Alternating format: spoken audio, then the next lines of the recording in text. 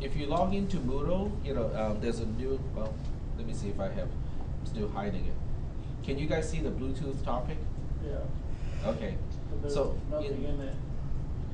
there should be one file in it, one link to a single file. Okay.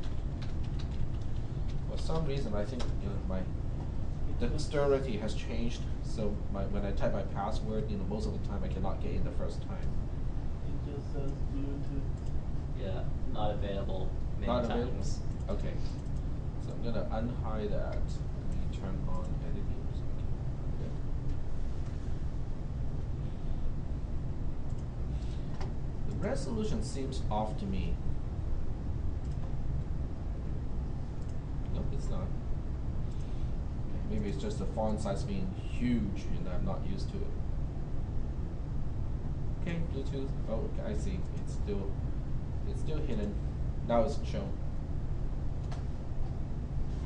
Okay. So what I'll do is I'm going to download this. This is a tar.gzip file. If you want to, I can upload a regular zip file later.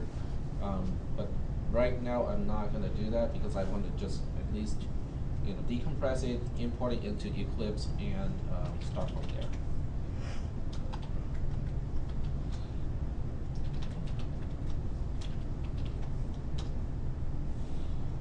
All right. So now we can just go ahead and start Eclipse.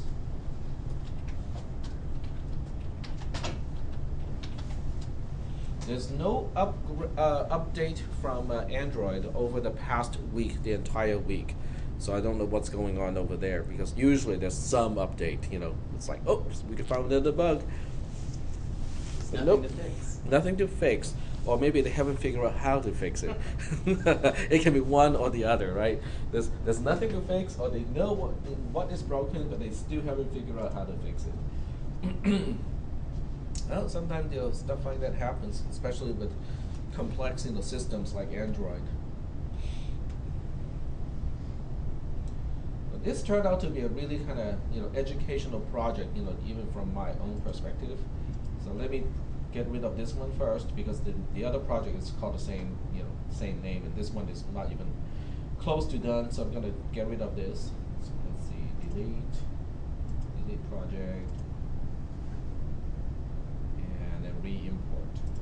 So go ahead and import existing Android code into Workspace. Okay.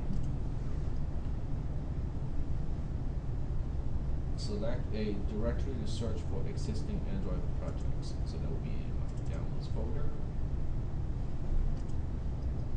And we have that project. That's correct. Copy project to Workspace. Right. Okay, so this is all good. It looks like everything is working. Let me close all of these first. Oops, that's not what I intended.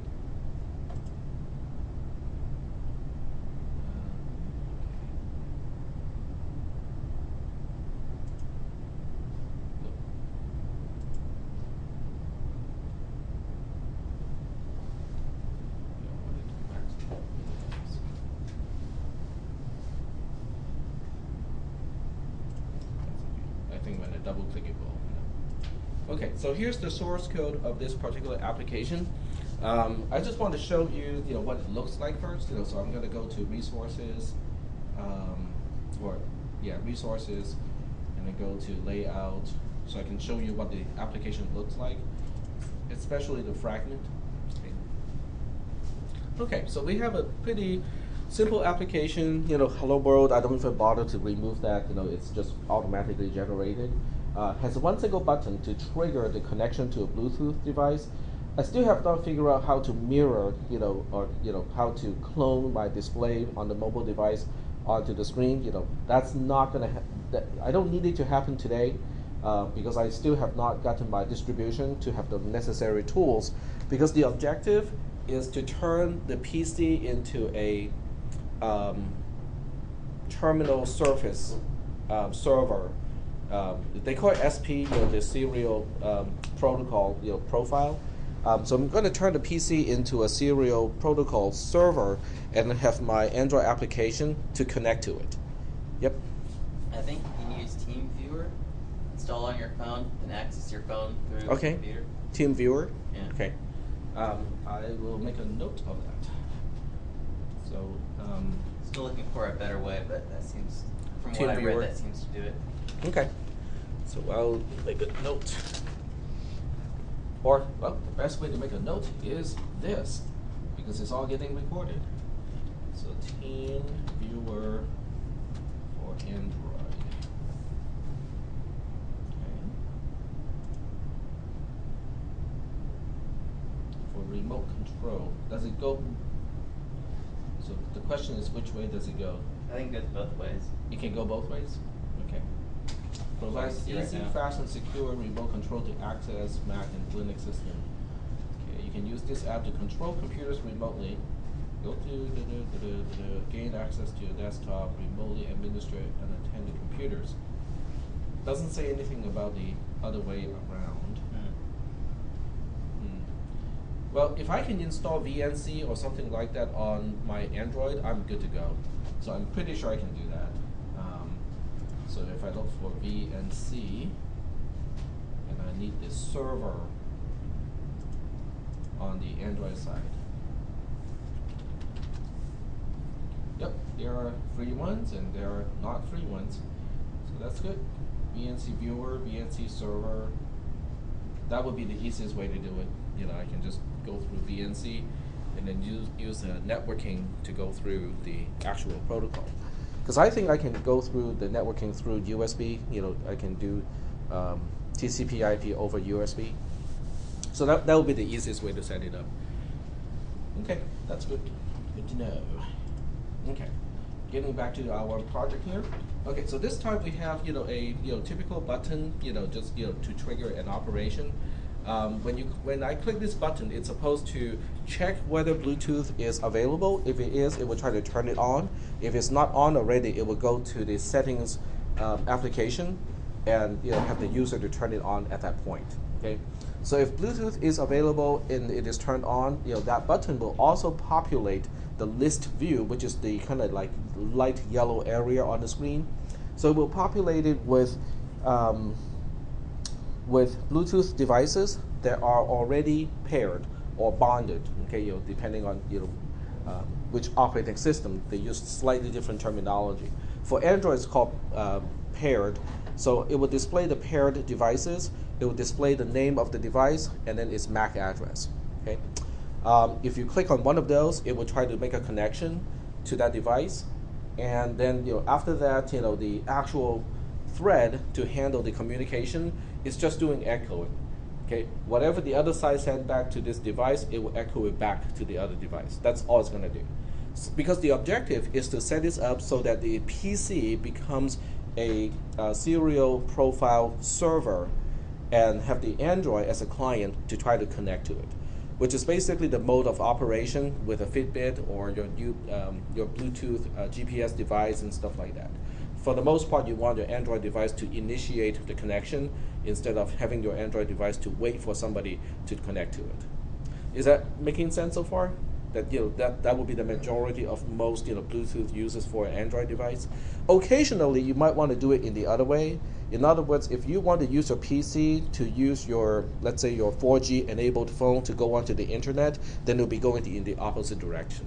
You want your PC to find your Android device and use it as a networking device. So you'll be using a TCP/IP over Bluetooth in that case. Okay. So what we'll do next, now that we know what the application looks like and what it's going to do, so what we'll do is to look at the button first and find out what the button is going to do when we click it. Some of this stuff we have talked about already, but I rearranged things a little bit, so it's a little bit different from when we talked about it last time.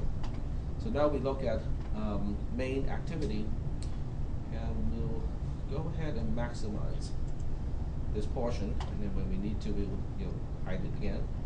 We can certainly maximize the entire application. Okay, so the one thing that I have changed is I rearranged things a little bit. So when you go here, you can see that when I get to on create view, which is kind of replacing on create itself. When we have fragments, and the nice thing about fragments is you can have multiple tabs in your activity, so you can stay within the same activity, but you can have multiple fragments. One fragment for the connection, one fragment for the actual display of the characters if you want to do it that way, and other fragments for other things. So fragments are useful, and then if you have a large device, then you don't have the tabs anymore. Okay, because the Android framework can determine and say that, oh, your screen is large enough. There's no need to, hide, and only show one fragment at a time. I can display all fragments all at the same time. And that's done automatically by the Android operating system. So you don't have to spend the time and go, okay, I have to relay out everything for a larger screen. The Android operating system can automatically determine and say, okay, we have a larger device. We can now display all of these, fragments all at the same time. All right, so this application is kind of designed with that in mind. So the first thing is this code here. The complexity of setting the on-click listener is significantly less in this case because all I'm doing is to say, oh, I have an object called a Bluetooth communication object, and it belongs to the main activity, and that's why you see here on line 103. All I'm doing is I'm getting the activity itself because you can get an activity from a fragment. So I'm using that ability to retrieve the activity that is containing this particular fragment.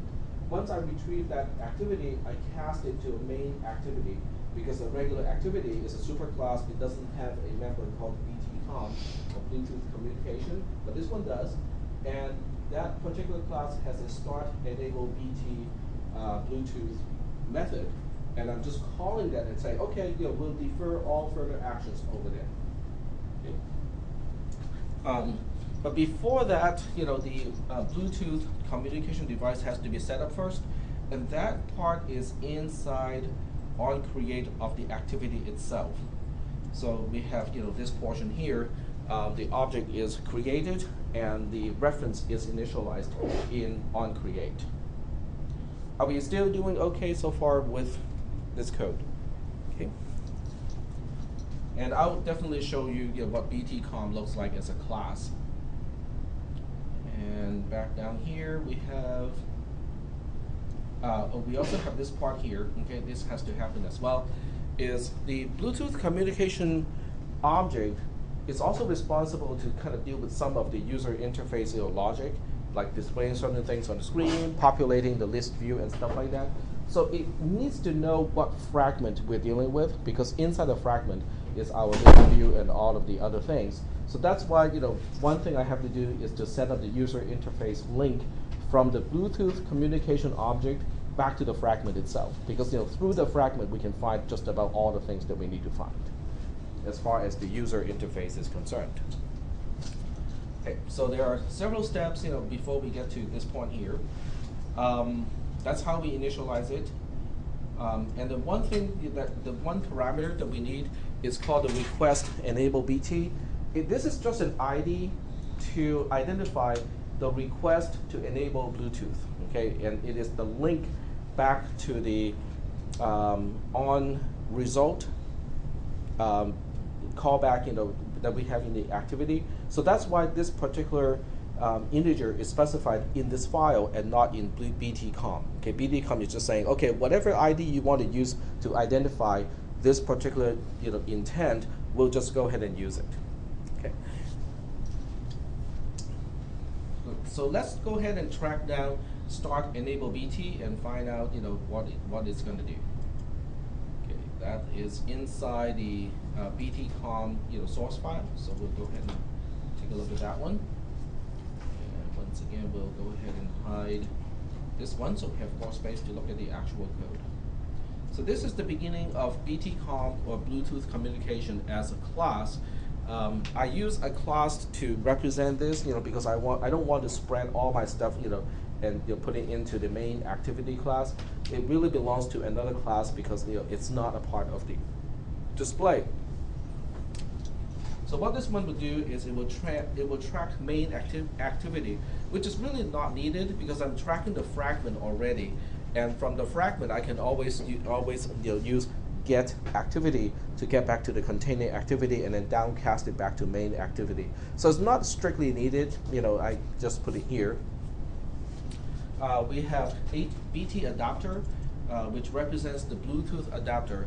It is needed because there are multiple places within the methods that I need to know, okay, what is my Bluetooth adapter. So that's why this one is also here. We have BT device because there are multiple places where I need to know which device am I trying to connect to, and once I make the connection, I also have to open up sockets to communicate with the device. So this is also needed in multiple places.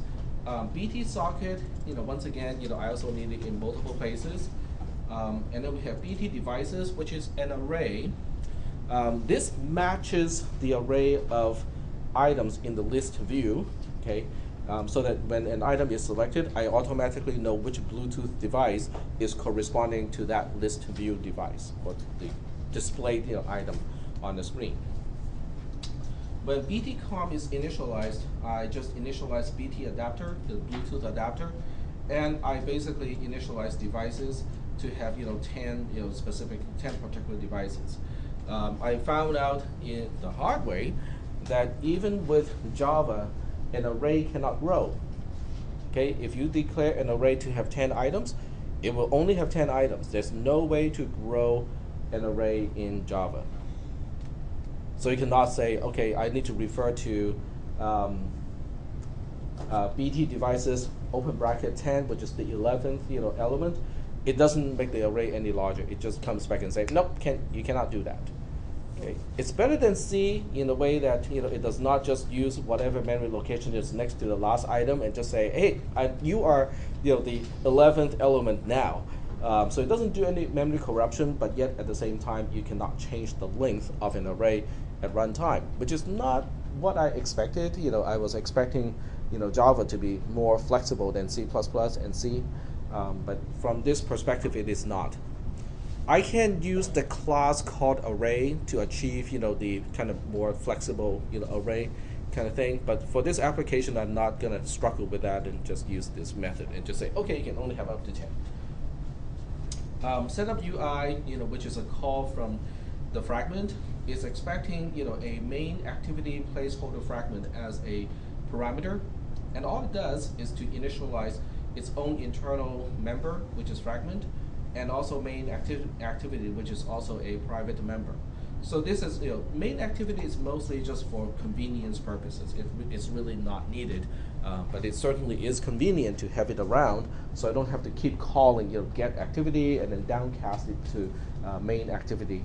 So it's just, a handy feature to have, but not 100% necessary. Okay, so getting down here, we have, the this particular subroutine, starting from line 38, ending on line 57 at this point, this is the logic of what happens when a button is clicked, okay, because it is calling this particular method. It has a request ID, so I'll go ahead and explain how request ID is used. Eclipse is nice because if you highlight a particular variable name, it will kind of highlight all the occurrences of the same variable name throughout your code, which is really helpful because I can now keep track and say, okay, this is the parameter, but how am I using this parameter? Well, it's very clear. On line 50, we can see that it is used in that particular call. If you recall, we talked about this last Wednesday. On line 50, what we are doing is to say, well, we know there's a Bluetooth adapter available on this mobile device, but it is not on, okay? So if it is not on, it's not enabled, I want it to be enabled in order for this app to continue. But in order to enable a Bluetooth device, a application cannot do it by itself.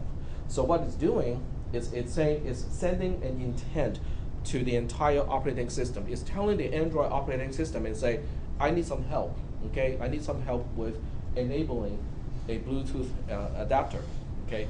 So the Android operating system will receive that intent and say, okay, I'll see if someone can help you with that, okay? It's not always the case that someone can actually help you with whatever you're requesting, but in case there is someone who can help you with that, it would basically go, okay, I can see that you can do this part here, enable a Bluetooth adapter. But the point is, what happens after Bluetooth is actually enabled? You have to come back to this particular application to continue the operation. So that's what the request ID is useful for, because it's identifying this particular request to the Android system and say, I need your help to do something. Okay, once that is done, I need control back to here so that I can continue to do whatever processing I need to do. Is that okay so far? Okay. So that request ID is useful later on, and I'll go back to the other file to show you what happens when the user clicks either yes, I want to enable Bluetooth, or no, I do not want to enable Bluetooth. Okay. Now, if Bluetooth adapter is already enabled, it will immediately call the next method, which is present bonded devices. Okay, that's just the next method. You can see that it's highlighting the next one right away here. All right, so are there any questions about this code at this point? Some of this stuff we talked about, for the most part, I just rearranged things a little bit, instead of putting everything inside main activity, I'm now putting most of the logic specific to Bluetooth to its own class, so this way, things are just slightly better organized. Are there any questions? No questions? Okay. So by this time, okay, if I call present bonded devices, that means that there is a Bluetooth adapter and it is enabled. Otherwise, I will try to turn it on, and by the time the user responds to that, it will go back to main activity because I have a method to intercept it, and it is on activity result here. Okay. So this part is also somewhat rewritten from last Wednesday. When it comes back, it will have two results. Okay, so the first thing I do is to check the code, and this is the code. The code of on activity result is really just a code, and this is the same code that we used as a request ID. So that's why it's the first thing that I check is, okay, I know I'm getting a result back from another activity, but which one was it? Okay, what was the request? What triggered the other application to run in the first place? So request enable BT is really just my internal ID, so that I can identify which intent that I send out to the Android operating system comes back with this result. Okay, so it's really just one way for me to identify which one, because you can have multiple intents, sending out to the operating system, and they will all come back to this one, on activity result. So inside the method here, you have to distinguish. Okay, this time is coming back from where? This is a result of what? Of which intent? So this is internally useful for that purpose. So once I know that this is, okay, I can see that this is coming back from an earlier request that I have placed to enable Bluetooth, then I can look through this and say, okay, what was the result? Okay, result is a part of the parameter here. If the result is okay, which means, okay, the device is enabled, I'm gonna go through, the other subroutine inside the Bluetooth communication object, which is to present bonded devices. If not, if the user selected, cancel, I do not want to enable the Bluetooth devices, then I'll just go ahead and display, cannot enable on the screen, and that's the end of it. Okay, there's no further action because I cannot enable the Bluetooth adapter not device. Okay, now we can go back to take a look at present bonded devices and see what happens when that is called. Okay. And once again, I can highlight it. It's already here. Okay, present bonded devices is not really too bad as a subroutine, because what it's going to do is, the first part is easy. Okay, it just display on screen and say enable. Okay, that's basically all it says. From line 66 to line 78. Okay, so let me just highlight line 66 to line 78. This is here to help me populate the list view on the fragment so that I can show the end user, okay, these are the devices that are already paired with this particular mobile device. Okay, that's all it's going to do. But I will give you an explanation of how it does it. The first one is this one here, and I don't really need to get default adapter here. I can just use BT adapter because it's already initialized at this point. So I should probably change it, so I can use whatever is already defined here. So I'm going to change this one to just the BT adapter, which is a private data member of this class. And they will return a set of Bluetooth devices, and the reference to that set is going to be stored in pair set, which is a local variable. That's going to be this. The reference itself is not going to stay around for too long. The second thing I'm creating is called an array adapter. An array adapter is really just kind of like an array, but this array adapter will eventually be connected to a particular user interface element. This part took me a little bit of time to research to find out how to use an array adapter. So to create an array adapter, you have to call the constructor, and in this case it's an array of strings, so you have to use angle brackets for strings. I think in Java this is called a generic class, and in C++ it's called a template class.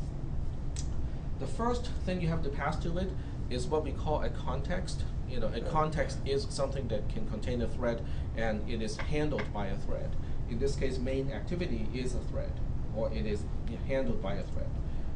The second thing you have to pass to it, which is the only other parameter, is a particular layout. In this case, it's a layout called simple list item 1. Now, the tricky part about this one, which took me just a little bit of time to figure out, is it is not just your own resource R. If you take out this Android part, it doesn't work, because the R class of your own application does not define this particular layout. This is a predefined layout that is provided by the Android library, not from your own application. So it took me a little bit of time to figure out, oh, okay, I cannot just use my own resource, R. I have to use the system defined one. Yep. What if you happen to have one named as that? If you have one named like that, this will still resolve it to the system one because it is explicitly referring to the package name. Because in this case, the package is android.r.layout. So that's referring to the entire path of the system one. Because yours actually has an entire package name as well. In my case, it's edu.losrios.arc.cisp363 and so on. It's just that since I'm inside the package already, I don't have to refer to the entire name of the entire package. But you can do that if you want to. Mm-hmm. So this is the really tricky part. If you ask me, which part of this particular program took me the longest, this is the part that took me the longest time to research, because I kept looking for that, under r.layout, and my own r.layout does not have this particular layout pattern. It is actually a system layout pattern, and it's fine. Okay, once I identify, okay, it's provided by the system and not my own application, it's all good. Okay, so moving on to line 68. Line 68 is really just getting a reference to a list view that I have already defined in the fragment. We saw earlier in the fragment that we have a list view. So now we have a reference to a data object corresponding to that particular item on screen. And the way it does it, okay, I can, once again, I'm not being consistent here. I can use, no, this is okay, this is correct. I have a fragment that by itself does not have find view by ID, but the view inside a fragment has that method. So that's why I have to get to the view first, and then I can use find view by ID and look for the list view that is already defined in this particular fragment. This is the connection between a list view and the array adapter that I defined earlier. You basically have to set the list view adapter to the array adapter that we have defined, that we have initialized a little bit earlier. You're basically telling the list view and say, you know what, the items inside this list view is now corresponding to this array adapter. And an array adapter is really useful because what you can also do, this is one way to do it, but there's another way to do it. The other way to do this is to use a regular Java array using the square brackets, initialize that whole thing, get it done, and then you go back to here, and then you just initialize array adapter with a populated array of strings already. And that's the other way to do it. I'm not doing it that way. I'm directly injecting the strings into the array adapter in this case. So there are several ways to do this. This is just one of the many ways to do it. So in here we have, you know what, I'm going to change my code just a little bit because I just found a better way to do something. So instead of hard coding BT devices to only have 10 items, I'm going to defer the initialization here. Okay, I'm going to get rid of this code here. So it does not get initialized until I get down here. Because by the time I get down here, I have a paired set already. I know exactly how many items I need in that array. So in here, I can now say BT devices, which is the array, is new Bluetooth device. And this time I know exactly what is the length, and that is paired set.size, which is also used down here because it refers to the number of elements inside the set that I have defined here. So let me make sure I save all files. Okay. So this way I'm not predefining. I can only have 10 items. I can make it exactly the right size. Okay.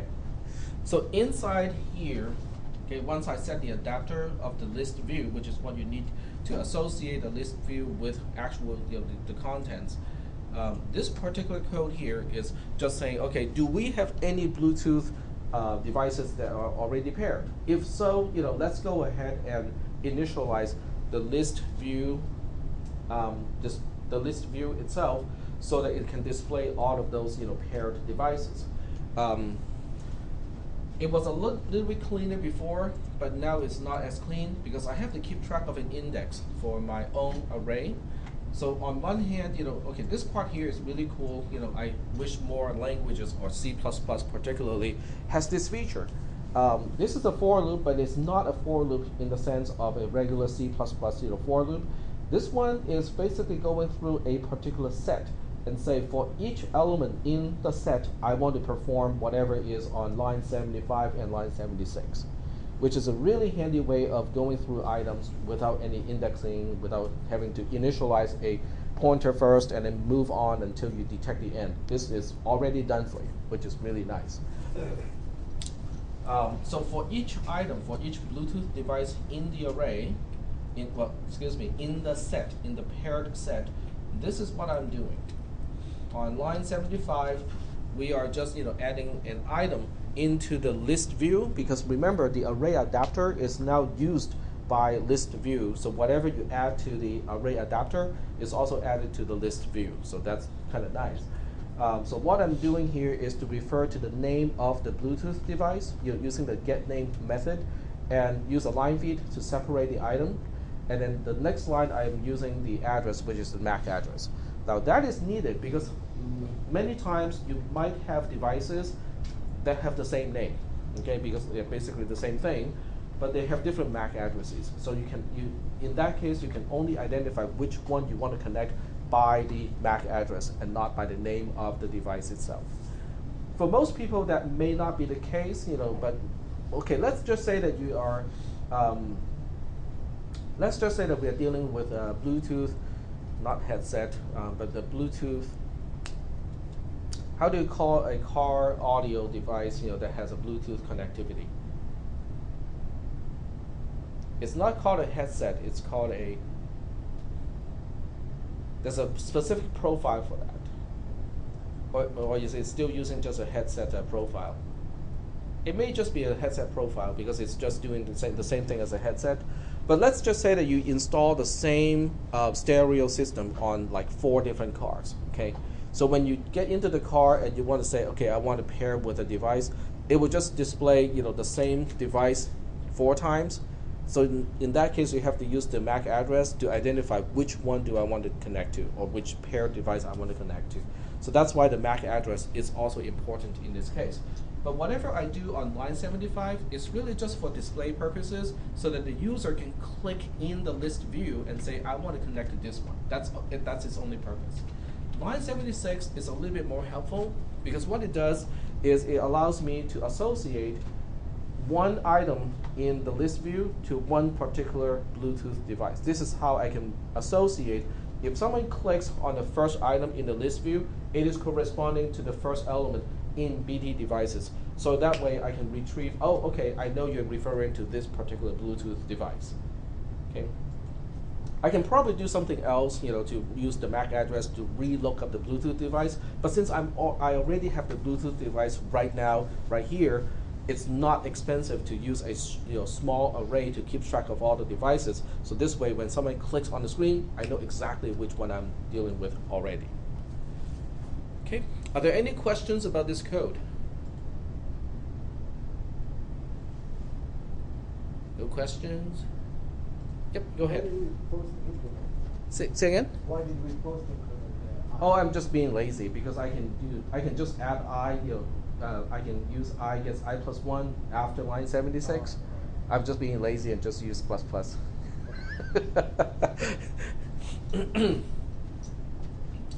Yep. In other words, I could have written the code exactly the same way, doing it here. Has the same effect. Okay. Any other questions? Okay, so at this point, with all the code that we have talked about, all this is going to do is to give me a button to click.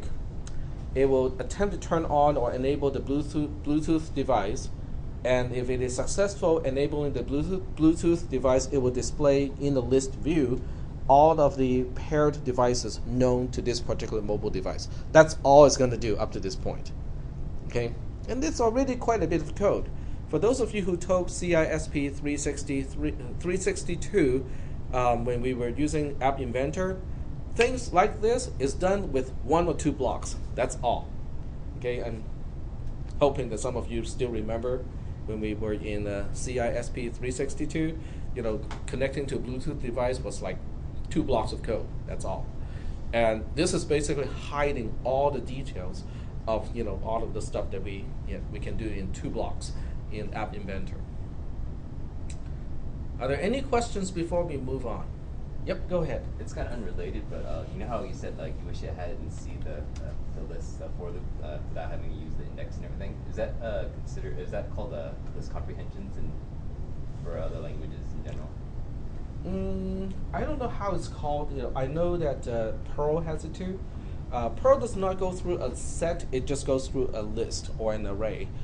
It's called for each. So you can say for each $X, and then use parentheses to contain the list that you want to go through. So you don't need to initialize any pointers. You don't have to use your own, index variable. It's just that it will go through the entire thing, and then for each iteration, X will be one of the items in the list. So this is basically doing the same thing, and it's really handy to have that feature. Python the same too. Python is the same. Yeah, most scripting languages has that feature, and since Java is somewhat between C++ and a scripting language in many ways, so I was expecting that Java would have this feature, and it does, which is really nice. But then it doesn't have the flexible array like most scripting languages. You can always reinitialize the pointer and do the cloning, but it's not as convenient as just saying, okay, I need the array to have 11 items now, and it will just automatically make it that way. Okay, all right. So this will present the list view populated with all the paired Bluetooth devices, but then it will just stop and sit there and wait for you to click on one of those devices. Okay. So the next question is, okay, I'm going to click on one of these things. What is going to happen next? All right, so let's go back to main activity and see what's going to happen when we click on one thing. And the handler of that is not that one. It's down here. Okay. So the handler, when you click on a particular item, is called the on item click listener. Okay, and it belongs to a list view. So in this case, once again on line 107 is not strictly needed because I can just kind of do a dot all the way through. But this makes it kind of more clear, to some people at least, that I'm dealing with a list view and I'm setting the on item click listener for that particular list view. It's kind of the same thing as an on click listener, except it's when you click on a particular item. So if we just kind of focus on the method called on item click, it doesn't do a single thing, right? I mean, it just calls one subroutine and we're done. The parameter of on item click is actually kind of ambiguous, okay? Because for whatever reason, Eclipse can automatically populate the parameter, but it doesn't name the parameters in any reasonable way. It just calls it arc0, arc1, arc2, and arc3. It doesn't tell you which arc is which arc. The first one, adapter view, is actually referring to the list view itself. Arc1 refers to the item that you click on, and each item inside the list view, by the way, is guess what? Array. Well, it's an array of something, but what is each item inside a list view? It is another view. Okay, so a list view is really a container of views, and that's why arg1 or argument 1 is the view that is being clicked on.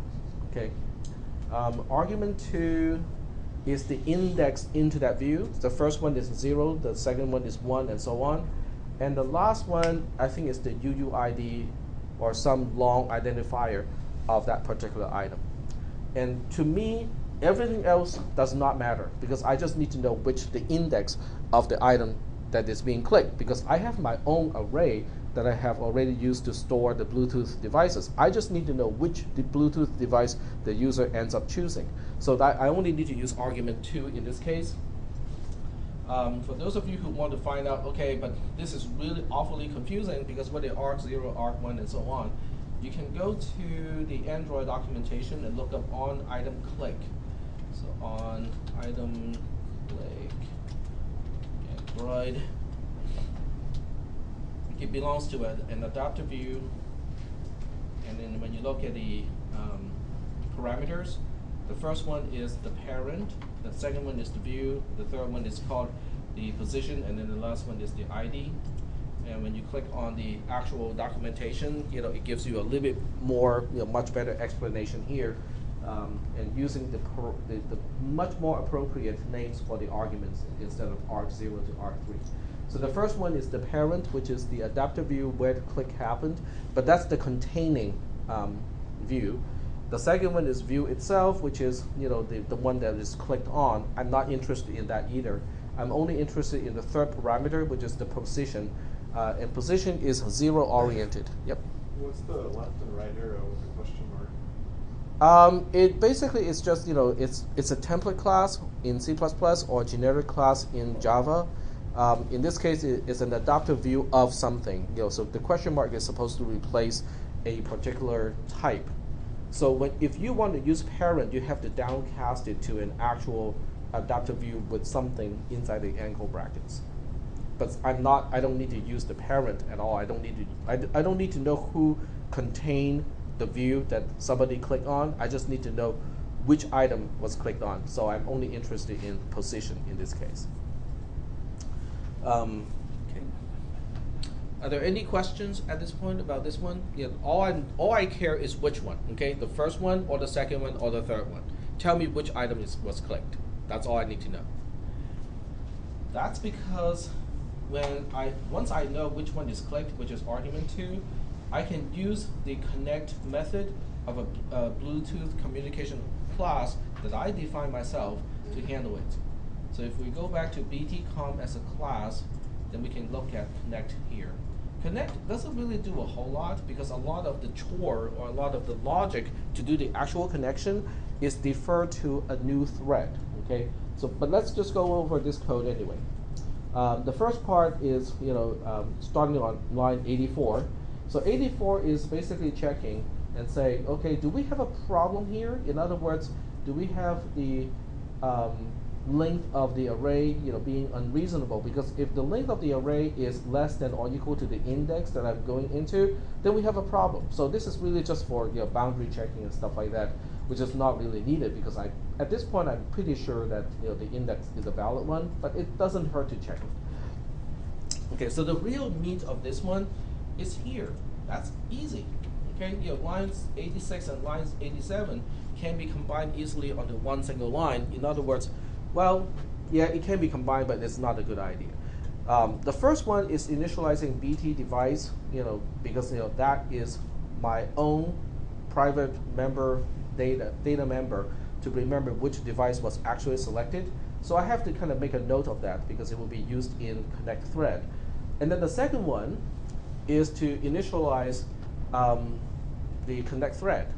So, okay, up to this point, everything that is happening up to this point is doing everything inside the UI thread or the main thread.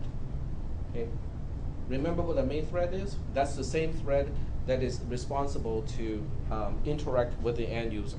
So we don't want that thread to have to deal with anything that is taking a long time, such as making a connection to a Bluetooth device, because that can potentially take a long time. Why do you think connecting to another Bluetooth device can take quite a bit of time, potentially? Right. Well, do you have a lot of control over that? Because a lot of that depends on the other device, the device that you're connecting to. What if that device is slow to wake up and go, oh, okay, I can see that you want to make a connection and just decide to drag it out? Well, there's nothing you can do, right? So that's why you don't want to do the connection logic in the UI thread, because during that time, guess what? You cannot do a single thing. Your application will not respond to anything that you do. So you don't want to do it here. Instead, I will start a new thread to initiate the connection.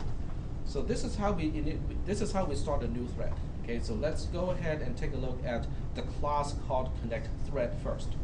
Connect thread is a private class inside inside the BT communication class itself.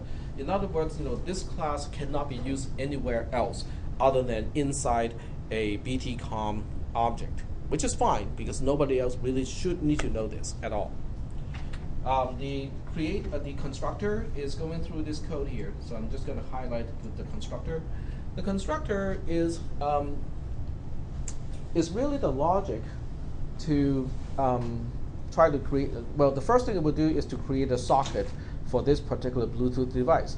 That is okay to be done here in the constructor, which is not running in its own thread. This is still using the UI thread or the main thread to execute this, because this is easy. Okay, it's just returning a data structure to represent a socket, and a socket once again is a representation of some kind of client to server communication, and it's just representing the communication data object, and that's called a socket.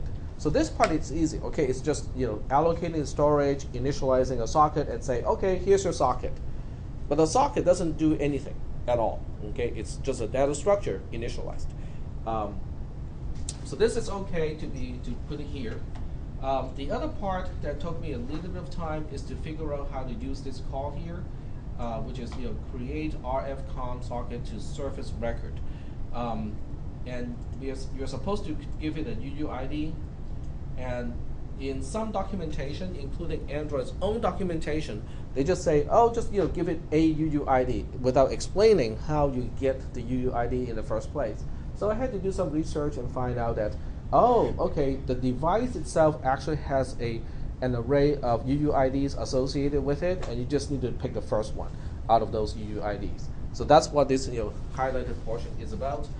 Okay, so let's go through this a little bit. This is our Bluetooth device that we are interested in, the one that is clicked on. And it has multiple UUIDs, and so this is returning an array. I'm using the first item in the array.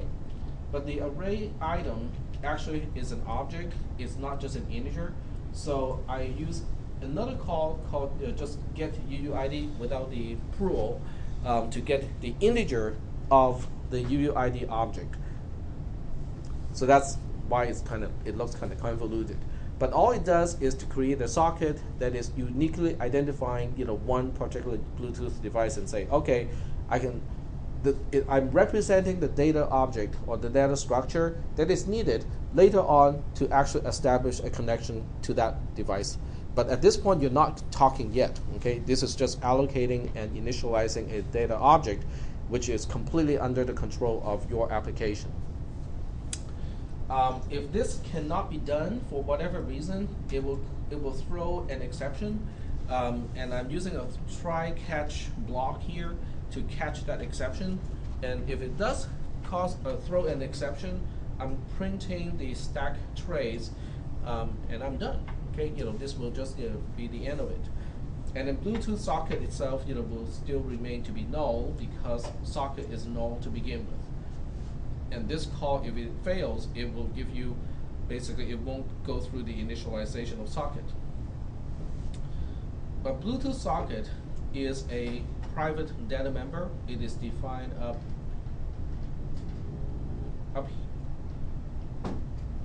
here. Okay, it belongs to Bluetooth comp itself. This is Bluetooth socket. So it will be initialized here, and it will be visible to run as a method. Now the run method of a thread is important. Okay, if you look at connect thread, it is a subclass of thread itself. And the class thread is an Android construct, it's an Android class. It is basically a data representation of a thread. The run method of this thread is important because it really tells the entire system, okay, when this thread is started, what it is supposed to do. It is all defined inside the run method. So in this particular case, the run method is just really calling BT socket.connect on line 117. That's all it's going to do is to say, okay, now we have the socket data object allocated and initialized. Go ahead and try to connect. This is the step that takes the longest time because it depends on the other device. Okay, if the other device just suddenly disappear, during this time, then it will time out and the connection will fail. If the connection fails, it will throw an exception, which will be caught by the catch statement on line 119. So when that happens, it will try to close the socket first because you don't really want to have a socket open and it's not connected to anything. If that fails, it will print the stack trace and say, okay, something really, really bad happened here, and give you at least give you an idea of where it happened and why that it happened in here. Assuming everything went okay, in other words, assuming the Bluetooth connect call here on line 117 worked okay, then the catch has nothing to do because whatever you're trying to do was successful. So what it will do is it will jump right away onto line 134 and say, well, okay, here's the socket, here's the communication, it's already established, do something with it. And that's all it's going to do. And we don't want to do it inside this particular thread either, so it started a new thread to make use of the connection. So this is the handoff from one thread to another thread, because this is the last thing to do within this thread here. So after this, the thread that is making the connection will basically terminate and say, I'm done, and then instead we'll have another thread starting at this point and say, okay, I'm the one responsible to actually perform all the communication or make use of the socket. So upon exiting out or terminating this at the end of this run method, it'll automatically terminate that thread. Right, because when the run method terminates or when the run method returns, it will also automatically terminate that particular thread. But nobody really cares because the UI thread is just starting it, but it doesn't really need to know when this thread is ending. So after you click on an item in the list view to initiate the connection, your UI thread is free to do whatever else it wants to do. And all of this is quote unquote happening quote unquote in the background because it's no longer attached to the UI thread. So the BT socket connectors automatic timeout of some sort that says if Right. I can't connect after a certain time, Right. return. But it would not impact your user interface at all because this is all running in a separate thread. Right. Your UI thread, basically the last thing your UI thread will do is line 109. Well, not completely, but functionally speaking, practically speaking, when you click on an item in the list view, the last thing that your UI thread needs to do is line 109. Because after that, it will pass it on to the run method. The reason why it's passing on to the run method has to do with the way I make use of this. The connect call here is creating a new thread using the new. Okay, so if you look at the highlighted portion here, this will return a connect thread object. And I don't even need to store it into some place because I just immediately say .start. Okay, go ahead, create the thread object, and also invoke the start method, which is starting the thread. That's how a thread gets created and starts its own execution. Now, whether it actually starts execution right at this point is a mystery. Okay, the Android operating system can decide to actually start the thread like 5 seconds later or right away.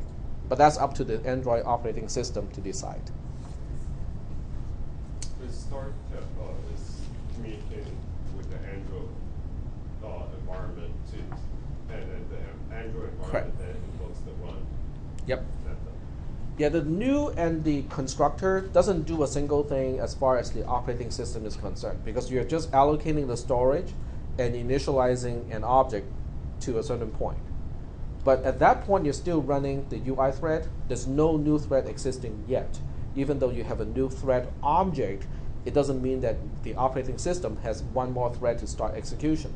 Until you execute the start method, because when you execute a start method, it will then register this thread object to the operating system and say, okay, you know what, I need one more thread to execute the run method of this particular object. All right. So the handoff is here to manage socket thread, and manage socket thread is defined here also as a private class. So in this case, it has, internally it has a data member to remember which socket we're dealing with. It has an in stream as an input stream, out stream as an output stream, and that's all it has, as internal data members. Well, on top of what is already in the thread. The constructor is doing this part here. The constructor is doing this part. The first thing it does is to remember what the socket is from the parameter of the constructor. And if it is not null, I'm going to go through this part here. Line 147 is really just saying, okay, we have a socket. It is connected at this point, or should be connected at this point. Give me your input stream, okay? And then line 148 is saying, okay, give me your output stream. So now we have one stream corresponding to the input stream of incoming traffic, and one stream corresponding to the outgoing traffic to the other device. Are we still doing okay on line 147 and line 148? Okay, if that fails, if it throws an exception, it'll be caught by the catch statement on line 149. And what that's going to do is to initialize in-stream and out-stream back to null, and then it will just print a stack trace and say, okay, we got a problem here. Okay, we have a socket, it is supposed to be connected, but for whatever reason, I cannot get the in-stream or out-stream out of it. Okay, which is kind of odd, that's why it's called an exception. That's the constructor. So the constructor is called here on line 134, or the first part of line 134. If the constructor is okay, everything is good, when it is constructed, then we'll go ahead and start that particular thread. When the thread is started, it would actually be running as a separate and parallel thread to all of the other threads. So whatever we specify here, from line 158 all the way to line 76, will be executed in its own thread. It's basically an infinite loop. It doesn't get out, and all it does is to read one character. And if I successfully read a character, I'll just echo it back to the output. So I'm just doing whatever, I'm grabbing whatever is in the input stream and echo it back to the output stream. Yep. How would you stop a thread that's in an infinite loop? Externally, Yeah. you can call, well, if you can get a hold of the data structure corresponding to the thread, there is a call to stop it. I cannot remember, the name, but there's a way to do it. If you want to find out, we can do it like this, because this is a thread already, so we can look at all the objects of this. You can, I suspect it is called. There is a destroy. It's a destroy, which will definitely stop it, but there's a stop also. That's also depreciated. Oh, because of the bar? Yeah. Okay, there's a wait. Oh, that's. Oh, that's what it means? The bar? Yeah, this bar is deprecated. Okay, so deprecated, stopping a thread in this manner is unsafe and can leave your application and the virtual machine in an unpredictable state. Request the receiver to stop and throw that thread death. The thread is resumed if it was suspended and awakened if it was sleeping, so that it can proceed to throw thread death. Okay, so request the receiver thread to stop and throw.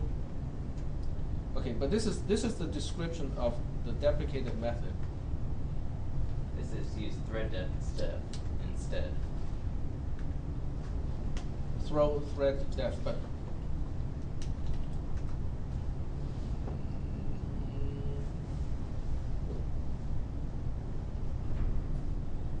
okay, we got these.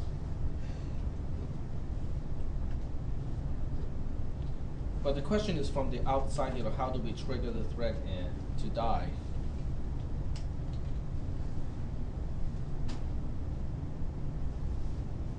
And destroy is also deprecated. Check access.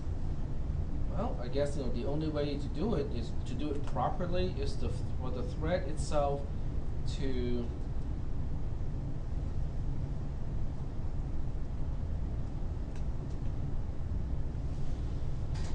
no, I think this description describes the stop method itself. It's not what is the new way of or the recommended way of doing things.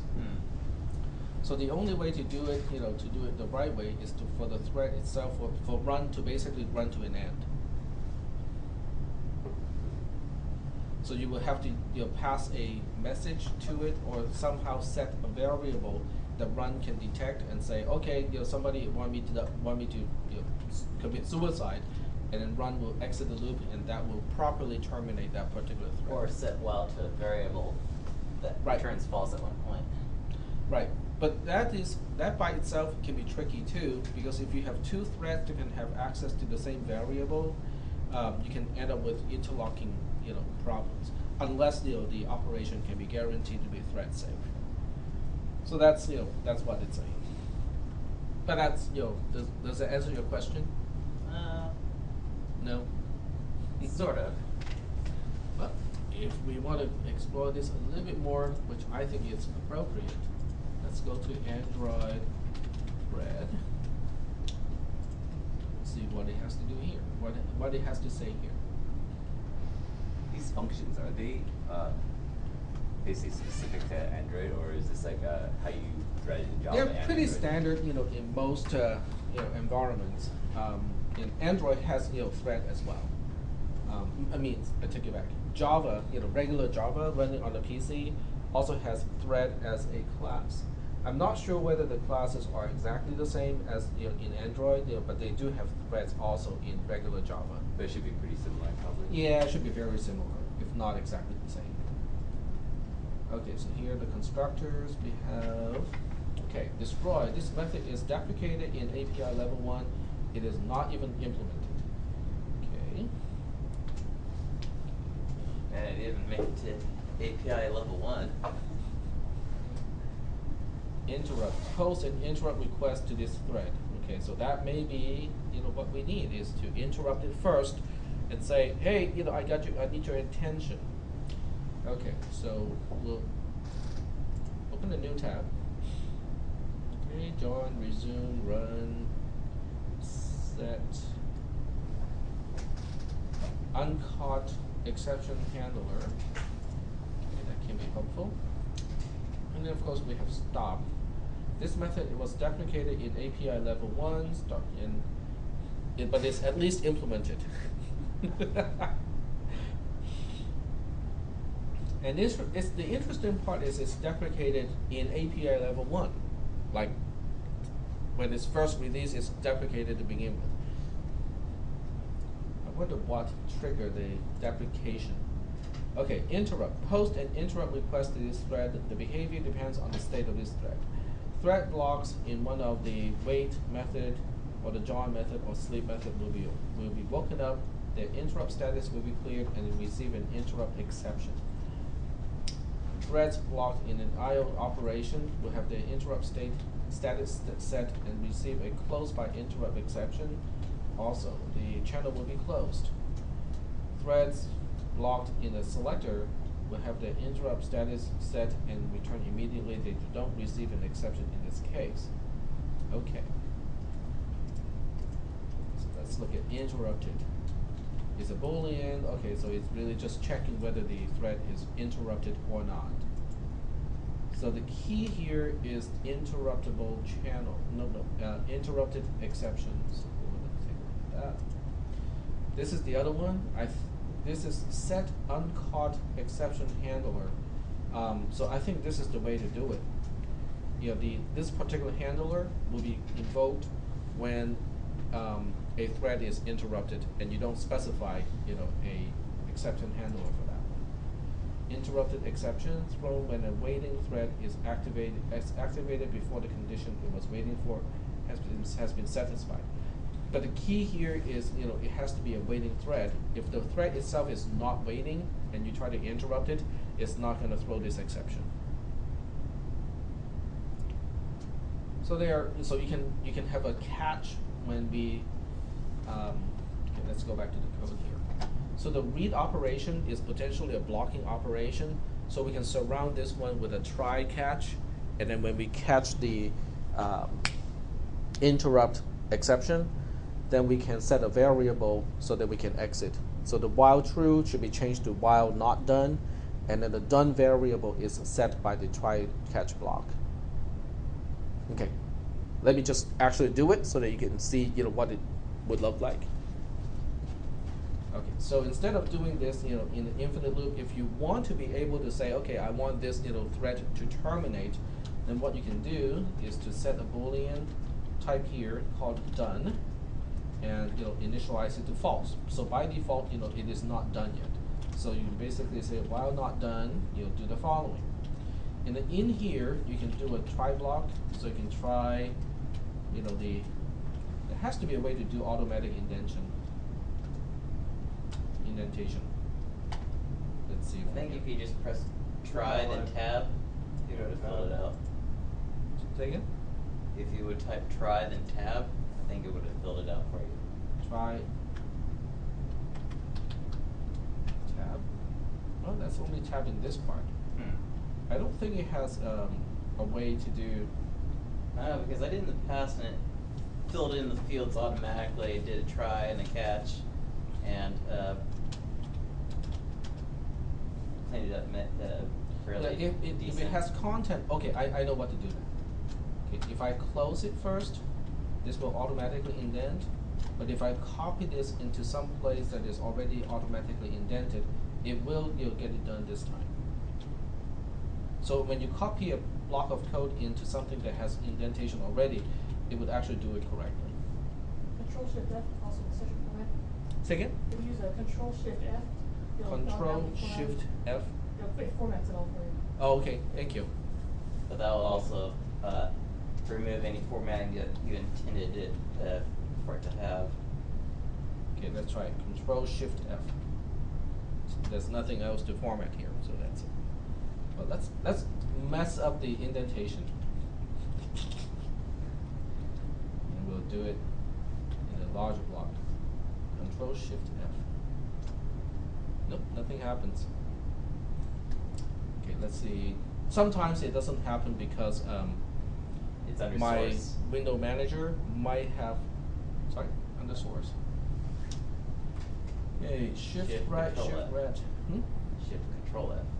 Shift Control F, which is the same as Control Shift F. I don't think if the order matters. Order is Significant? Not, yeah, I think it's required to be in that particular order. I think it's just, this key is captured by something else. Okay, Shift Control F. Nope, nothing happens. Hmm. Let's try the left-right thing. Shift Control F. Shift Control F. Shift Control F. I try all four combinations, left and right, because there's a left shift and there's a right shift. Sometimes it matters because they do return different scan code. Okay, so I think that particular key combo is hijacked by somebody. So we'll do a format here directly, and then still nothing happens. I think it's because you have an error, You think? possibly. Let's try it. Let's fix it first. Okay, so we want to catch a interrupt exception. Interrupt exception E. Probably have to create class.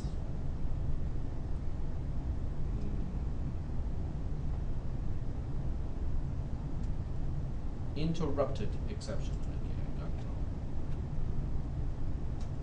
Interrupted exception. There we go.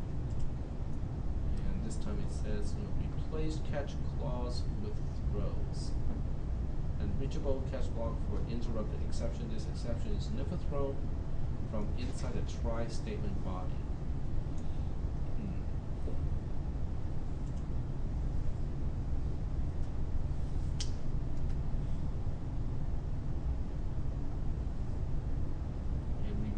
Catch clause, but that's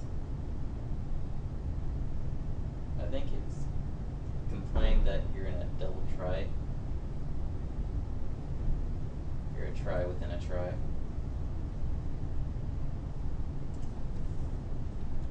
okay. Well, oh, okay, you're right. I had the first level try already before, so that's good. Yeah.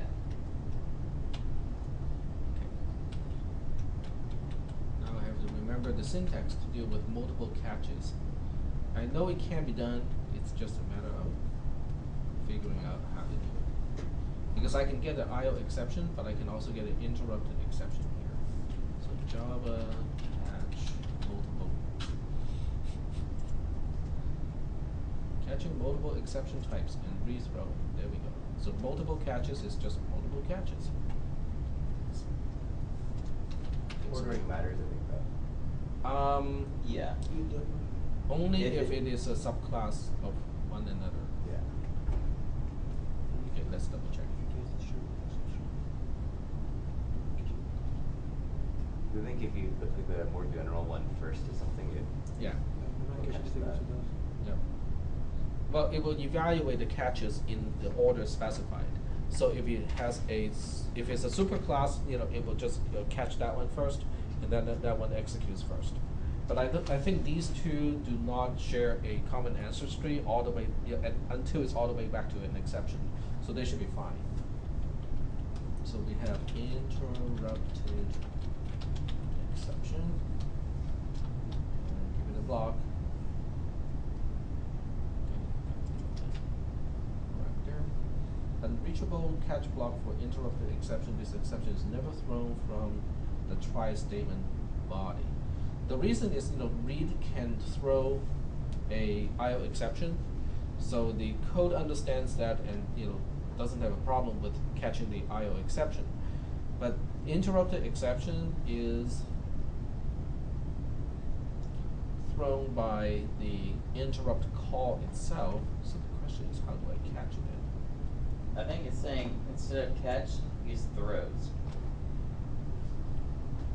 But the throw is when you get interrupted. That is throwing it.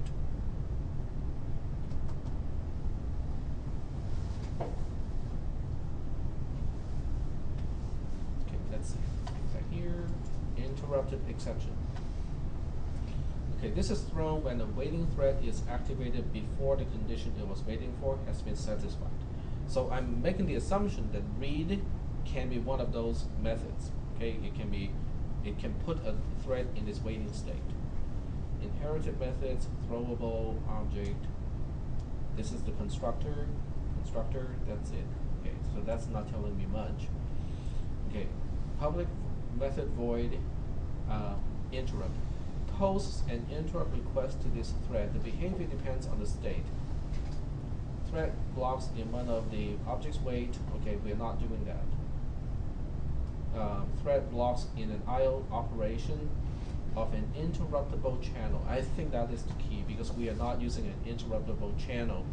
Read itself or the input stream and the output stream, they are not interruptible channels. So that's why it's not.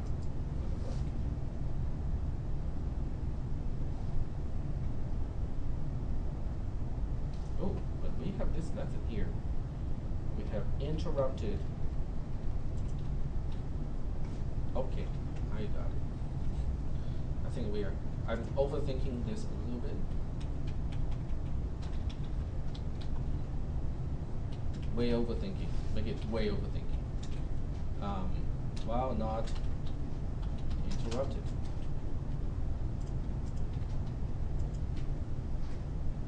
That's it. Because when someone external to this thread is invoking the interrupt method of this object, then the flag of interrupted becomes set and basically say, okay, somebody's trying to interrupt me.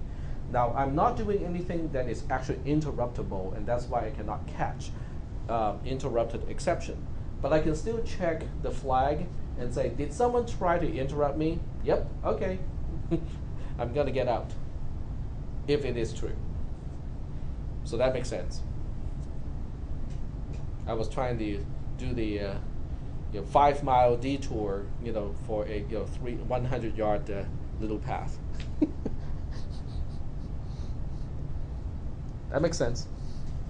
It's a good practice for error handling. Is it always better to try to put everything in try catches, just so it doesn't crash your Oh, it won't let you not catch it. Oh, okay. Yeah, if you are invoking a method that can throw something,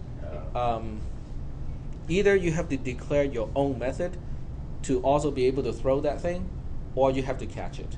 So you either handle it yourself or you tell somebody else to handle it. So you can only choose one of those two ways to do it. In other words, I cannot do the read and write without putting it inside a try-catch block. Yeah. In fact, if let's give it a try, right? I mean, get rid of these things and see what happens. See, it's complaining, and when I hover over it, it will tell me that, well, exactly what we commented out. Is we have to surround it with catch try, but you can also make. But we cannot override run anymore because run is an inherited method. So I have to keep whatever it is and not throw interrupts. But if you're defining your own method, you can also say that this particular method can throw whatever exception. So in that case, you're just passing on the exception to somebody else. You're basically saying, okay, I'm doing something that can receive an exception, but I'm not handling it. I'm leaving you, the caller, to deal with it. But you have to do it one way or the other. Either you handle it or you declare that I may throw an exception and somebody has to deal with it. Does it keep getting pushed up until Yep, until the whole thing crashes and give you a stack printout in the logcat. Yep. If no one catches this all the way, then it will be in the logcat. So, for example, you cannot have that while not interrupted, and you had an infinite loop there, and you terminate the application. Oh, if you terminate the activity, everything will be destroyed. Yeah. So it would. You would hope. You would hope that terminate this thread as well. Right, because what happens is when you delete something, when you delete an application. The operating system would go in. Remember what a thread is? A thread is a part of a process. So when you kill an application, you're killing the process. If you kill the process, then all the threads inside would die as well. Because a process contains the thread. When the operating system, which is Linux in this case, comes in and say, okay, this process is done, and clean up after the process, all the threads will be gone too.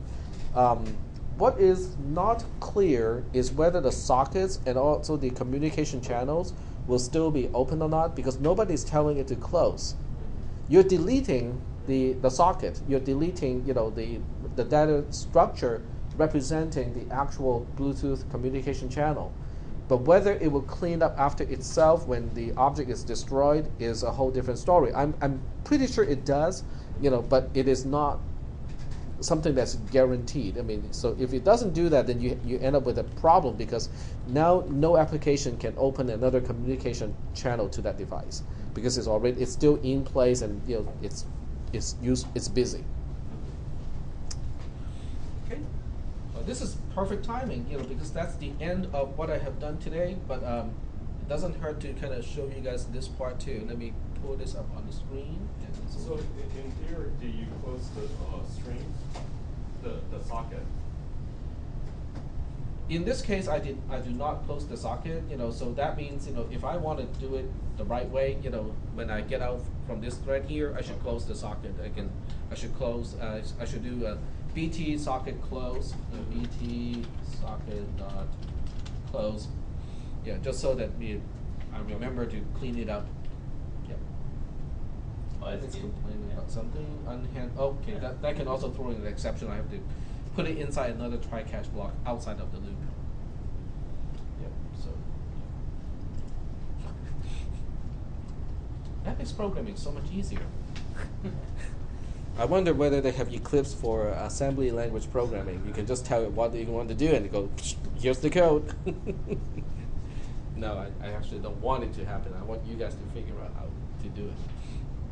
All right. Well, I do want to show you guys, this part too. How do I make use of this application?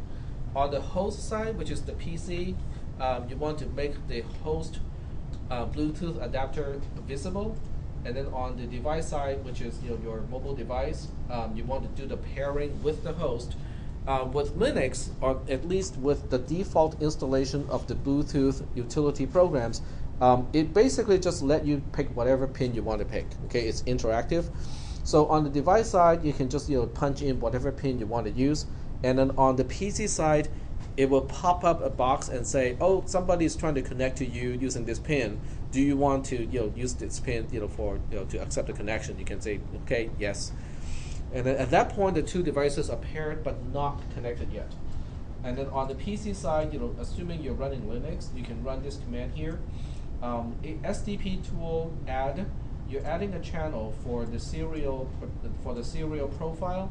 And we are associating it to channel 22, which is kind of like a random number here. But you have to keep using that number if you use that number.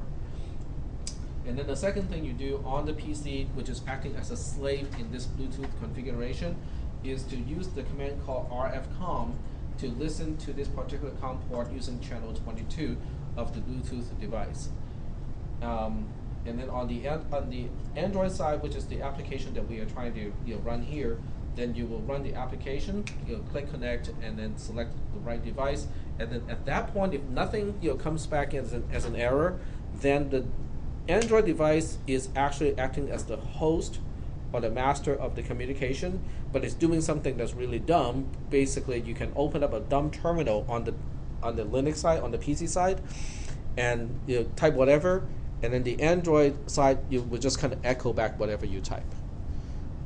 So the whole purpose is just to illustrate, how to make the connection to the point where you have an input stream and an output stream, and then with an actual device, obviously you'll be doing a lot more complicated things like parsing and sending out actual information. But as far as this one is concerned, it's just echoing whatever you're getting. Are there any questions about what we are talking about today?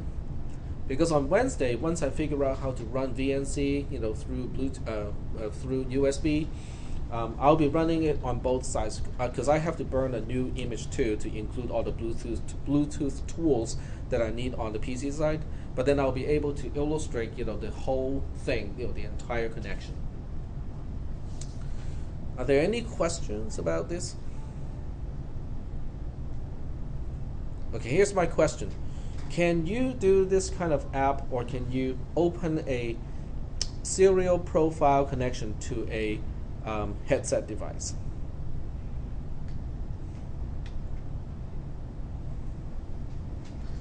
The answer is yes. Okay, your headset device actually has a serial profile. You can actually talk to it using a dumb terminal. When you press the volume up and volume down, buttons, it actually sends serial commands over through the RF comm channels. All right. Any questions about today's lecture? It is already on the web. I did make some modifications to it, so I'm gonna re-export this, as a new version. Okay, I'm not gonna do the export thing because it never really works right. Save it and zip it up. So this time I'm going to use a zip format so that you guys can upload it to workspace. Zip R.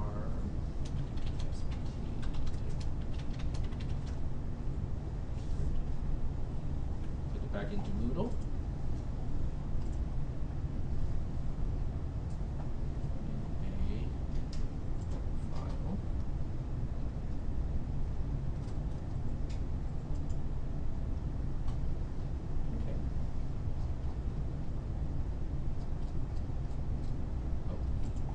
I'm not used to the screen being this huge, magnified.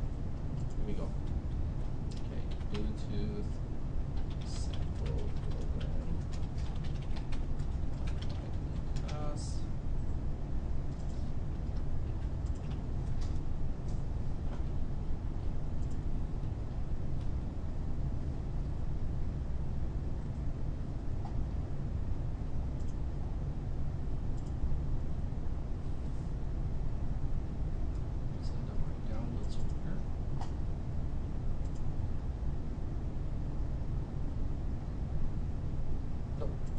Resources, the workspace. I forgot that I imported into here. There we go. Open. Smile.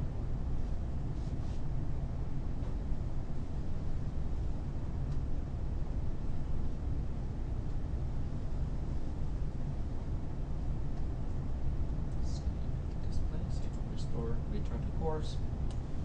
You're all set.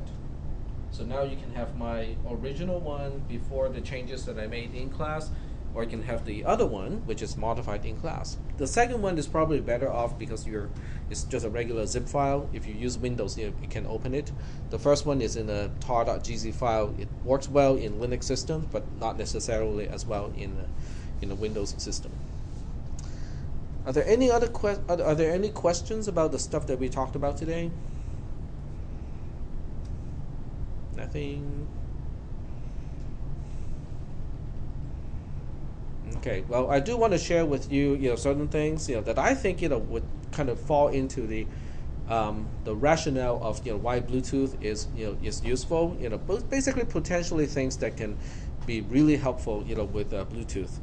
On Sunday, yesterday, I went to my first bench rest, air gun shooting competition. Okay. Chris knows a lot about that. So anyway, this is a shooting competition. I can actually share some pictures with you guys and show you what it is. But basically, we have targets set out to like 25 yards, and we were shooting like really weak air guns, where you can see the pellet changing path because of the wind. The pellet is so slow you can actually track it in the scope, and you can actually see it making a left turn, the right turn, up and down, based on wind and also updraft and downdraft of the wind. So so even if you aim at the same spot and the gun is capable of putting pellets through the same hole, under a ideal situation, when it's under wind, it can fly in one direction or the other by up to 2 inches. That's only over 25 yards or 25 meters in this case. Okay, but getting back to the application of Bluetooth and mobile devices. The professional, the seasoned, players or the seasoned competitors, they put out wind indicators, out in the field. Okay, so let's say this is my lane here, all the way to the back of the wall. That's about, maybe 10 yards or so. Okay, so guess double that length here. So the professionals would put in like wind meters, they would put in like 3. I think that's the maximum they can put in. So before they shoot, they would look at all the wind indicators to look for wind direction, intensity, downdraft, updraft, and all the information, so they can adjust the site, just to make that correction. Okay. Now imagine this: if you can make a Bluetooth-enabled wind indicator and have those 3 items, those 3 indicators, placed along that line. Now instead of having the shooter to have to look out and look at the wind indicator, which is not easy to read, because remember, you're only looking at it from a certain perspective, so sometimes you can't even tell whether it's facing your way or facing the other way, or correctly gauge the wind speed, because you're just looking at the windmill and see how fast it's turning. Okay, well, how well can you gauge how fast something is turning? Sometimes, for some people, really well. For other people, it's like turning slow and turning fast, turning really, really fast. 3 levels, okay? So if you can kind of digitize all that information and turn those wind indicators into Bluetooth devices, now you can write an app to do all that stuff. And then the app can use all that information, and you can put in information about, your pellet gun, the type of pellet, the ballistic coefficient, and all kinds of stuff like that. And it can pop up a little, site picture and say, this is how you should aim. That would be very educational, because in a real competition they cannot do it. Okay, in a real competition they cannot use, like computers and cell phones and whatnot to help. But for training purposes, it'll be invaluable. People would buy those things. If you want to charge like $3,000 for one setup, they will buy it in a heartbeat, no problem. So here's another, $1 million business idea for you guys. Yep. So I got it up and running. You were looking at TeamViewer remote control. This is quick support. Okay, so you can echo the other way around. Yeah. So there's an option to do it. Yeah. So it is. Okay. Well, it's very slow since it's on the Wi-Fi. Yeah. Yep. I can probably do TCP/IP through Bluetooth. Through USB, so that will give it a very predictable speed. ADB has the ability to do that too. You can actually go through ADB to make a network connection. Are there any other questions? No one? So Yep. on top of Bluetooth, there's different device classes, right? Right. And then, so depending on the different device class, there's probably a protocol. Right. So they interpret the protocol for you, so that you don't have to deal with the interpretation of the serial communication, which is really handy, because I think there are many different types of, they call those profiles. So serial is one profile, networking is another profile, file transfer is a profile, and there's a headset is a profile. Those are the popular profiles. So if you want to just use it for a particular profile, you should use the Bluetooth and then whatever profile as a class. Then you don't have to handle a lot of the really low level detail, like the actual protocol itself. But this opens up the possibility of defining your own device that does not fall into the existing profiles. So you're not designing a headset, you're not designing a network access point. You're just doing something that is your own application, like the application that I just talked about. Yep. So I'm assuming that you have to Bluetooth allow you to define your own proprietary sort of class or whatever. Correct, but if you know how to do it through the serial profile, then you have control over everything already. Assuming the other side also knows how to talk in a particular way, because just when use the serial profile. yeah, if you have the serial profile, then you can choose whatever you want to do. The protocol itself, the syntax. You can do the whole thing yourself. Yep. I think the Fitbit, actually does not fall into any particular protocol, so it's probably their own. Any other questions? And you can see how all of these are kind of connecting or stacking up on top of each other, because in order to do the Bluetooth thing, you have to use threading. Okay, because there are two threads here, one to do the connection, and then the other one to actually manage the connection itself. So we cannot talk about Bluetooth until the thread stuff is already presented. Okay. Are there any questions about the content? How to make use of Bluetooth? There's the other side of connection that I haven't talked about, which is your device being the slave and waiting for the PC to connect to it. That part I have not talked about yet.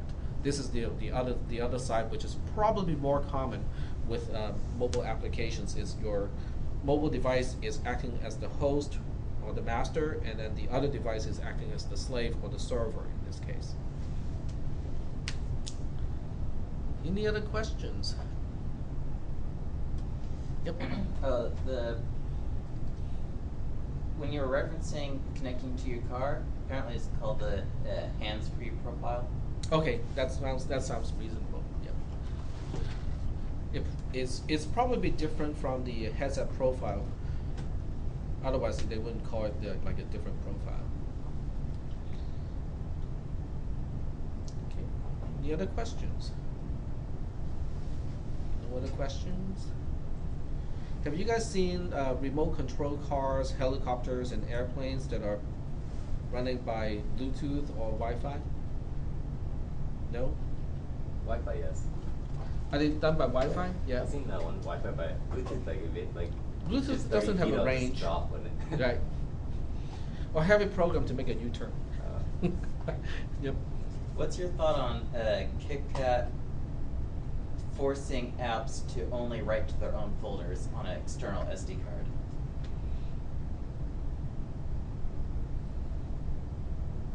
Current security in Android requires that any app that wishes to write to an external SD card write to its own folder and cannot write to any other folder.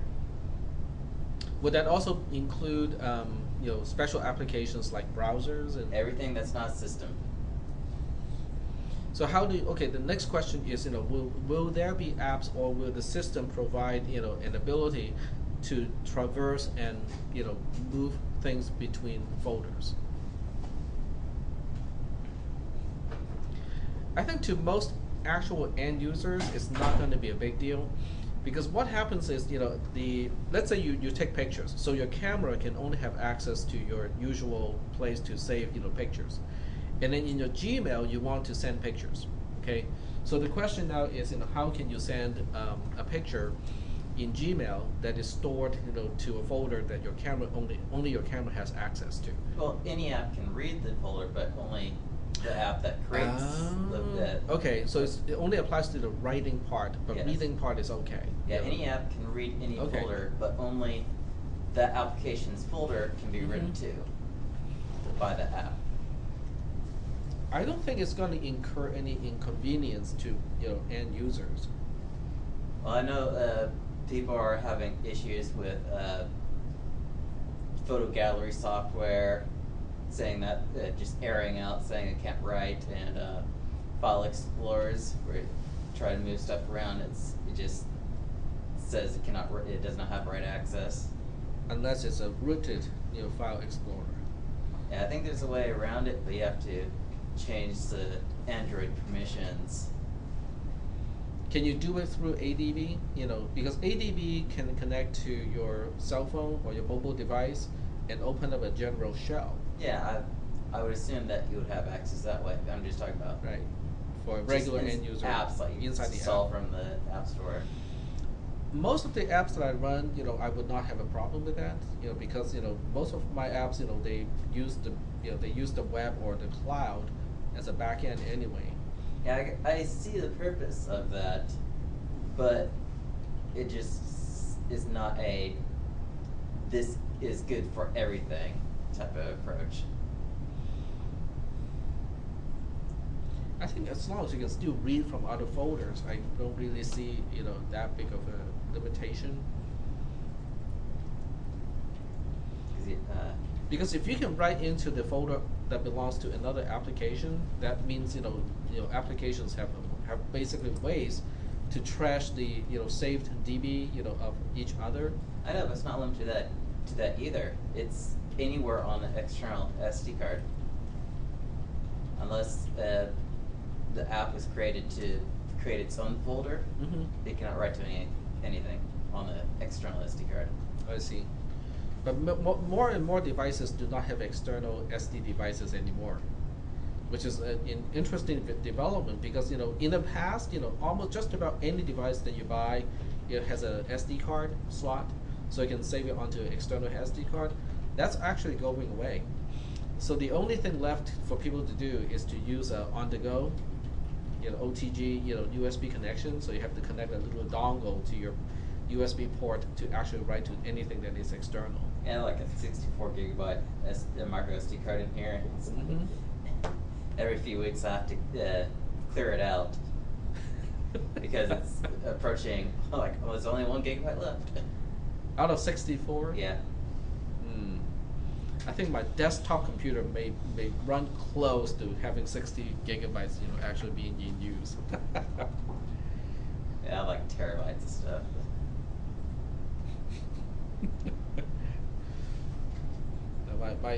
Yeah, I don't know. Yeah, I don't think it's going to impact a lot of regular end users. Just by limiting where they can write the files to.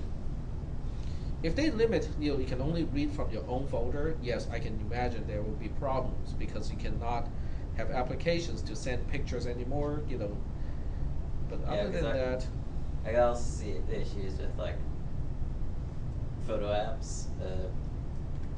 They would be forced to place it in its own folder versus the generic.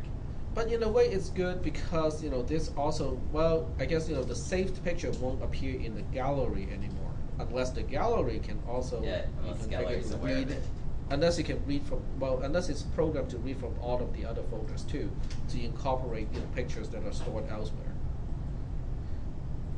It's a limitation, but I think it also helps to protect folders of applications, because I think what prompted this was because certain applications were not quote unquote friendly to other applications and starting to overwrite stuff in the folders of other applications and causing issues. And I cannot imagine how you can solve that problem without placing some additional restrictions of who can write to which folder.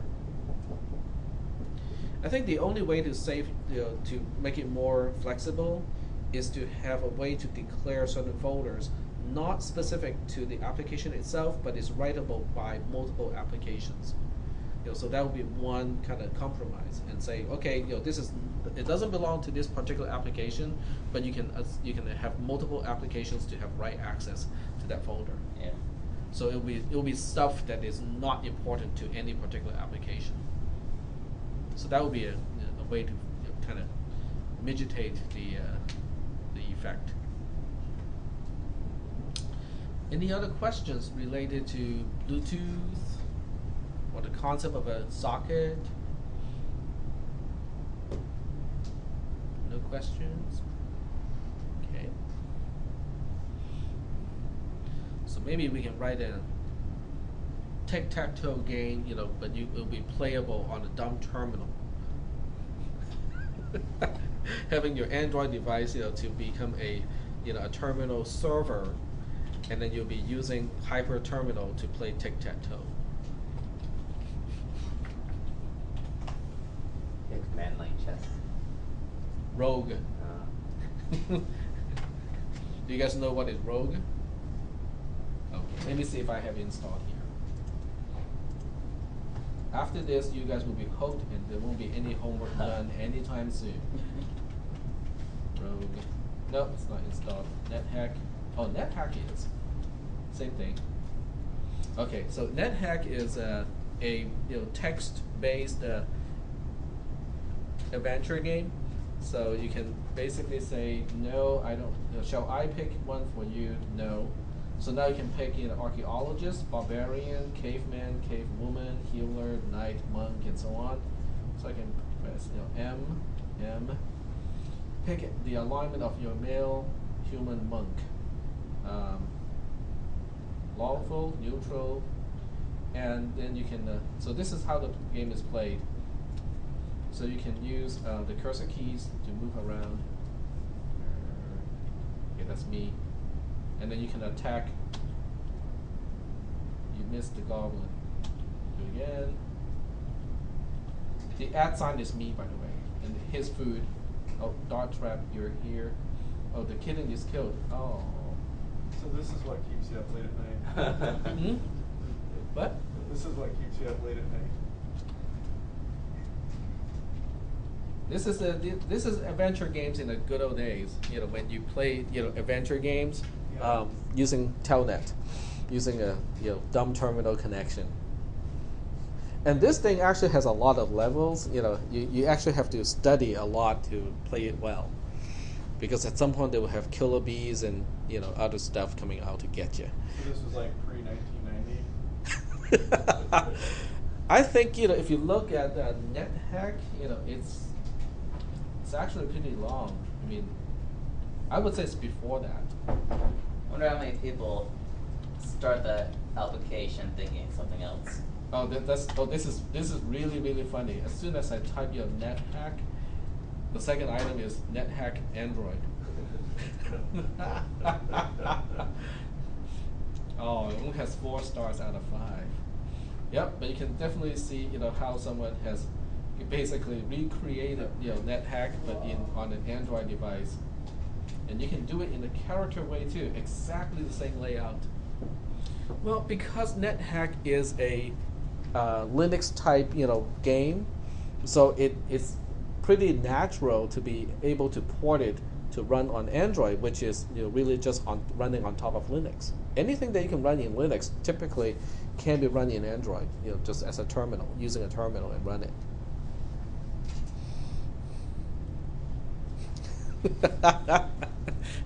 So next time you have to discipline, like a younger, children, they can say, well, from now on, all of your games will be, uninstalled, and instead we'll install these games, and that's the only thing you can play.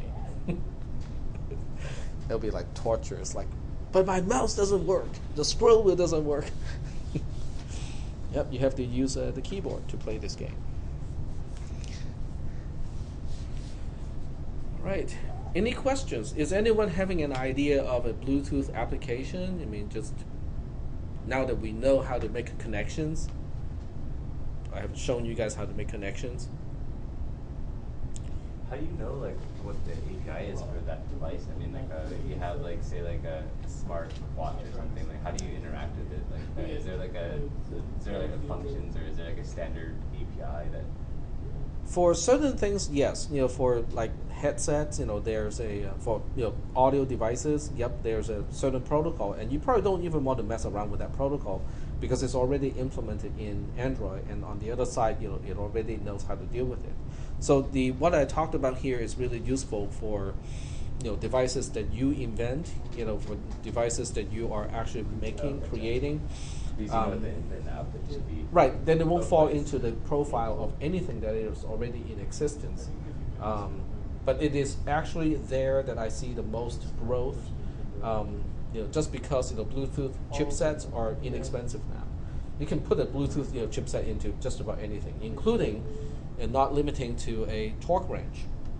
Okay, but it actually is helpful too, because now a torque wrench can go through your Android device or your iOS device, and you can set up the point of how much torque to apply, and then the beeping can come from your Android device now, so you don't have to mess around with the knobs and whatnot on the torque wrench itself.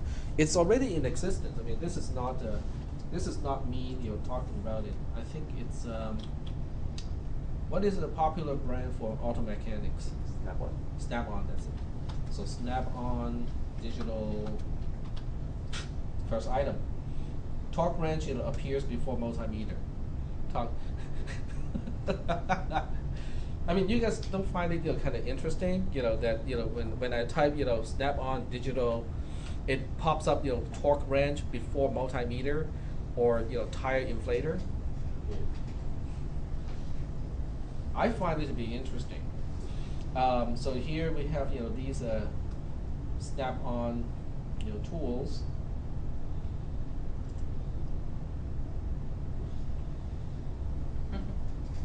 So is this one Bluetooth enabled? No, not this one. It's only $600. Yeah. Bluetooth. Or you can get non-digital for $20 for Harbor Freight. Yeah. But it won't have Bluetooth connectivity. No, I guess not. Maybe they don't have it yet. It's digital, but once it's digital, to make it Bluetooth enabled, it wouldn't be too hard. Because you're just moving. Okay, from the other perspective, let's take a look at the picture. Okay, from the other perspective, let's take a look at the picture of this page. Okay, so why not? Okay, so if you look at this device here, you will have to. Not only does it contain a circuit board, which it needs, right? I mean, you need a circuit board to hold the circuit, to interpret the torque sensor, to display it, the buttons and whatnot. Okay, the cost of doing all of that stuff is probably more than putting a Bluetooth chipset into it. And I'm not kidding. I mean, it's probably is more expensive. Don't forget it has a buzzer too. It needs some way to alert the user that the set amount of torque has been applied already, so stop. Okay, I have seen my mechanic using a torque wrench like this, so I know it has a beeper, a device that makes sounds, inside it.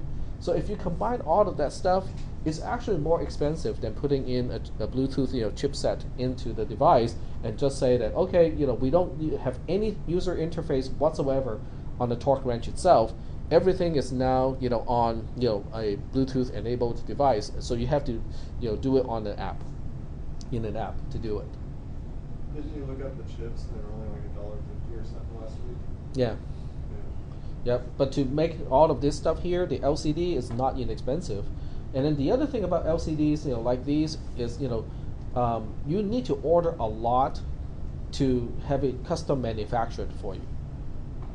Because if you're running a low production run, let's say you're designing a device, but you can only sell, let's say, 500 a year. It's not economical for you to contact an LCD manufacturer and say, okay, I need you to manufacture this particular LCD for me.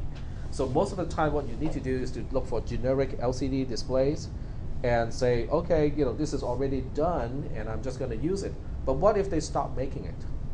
Then you'll be shocked, because there's no way your low run production can justify people keep manufacturing a particular LCD device. But Bluetooth, on the other hand, is like, if this chipset doesn't work, redesign your circuit board and use the other one, the next one, which is going to be a lot less expensive probably and more capable. So that's why I think if you look at devices, we don't think about these things being able to be Bluetooth enabled, but a lot of things can be Bluetooth enabled. Propane tank. Why do I want to have my propane tank to be Bluetooth enabled? You know how full it is. You know how full it is. Exactly.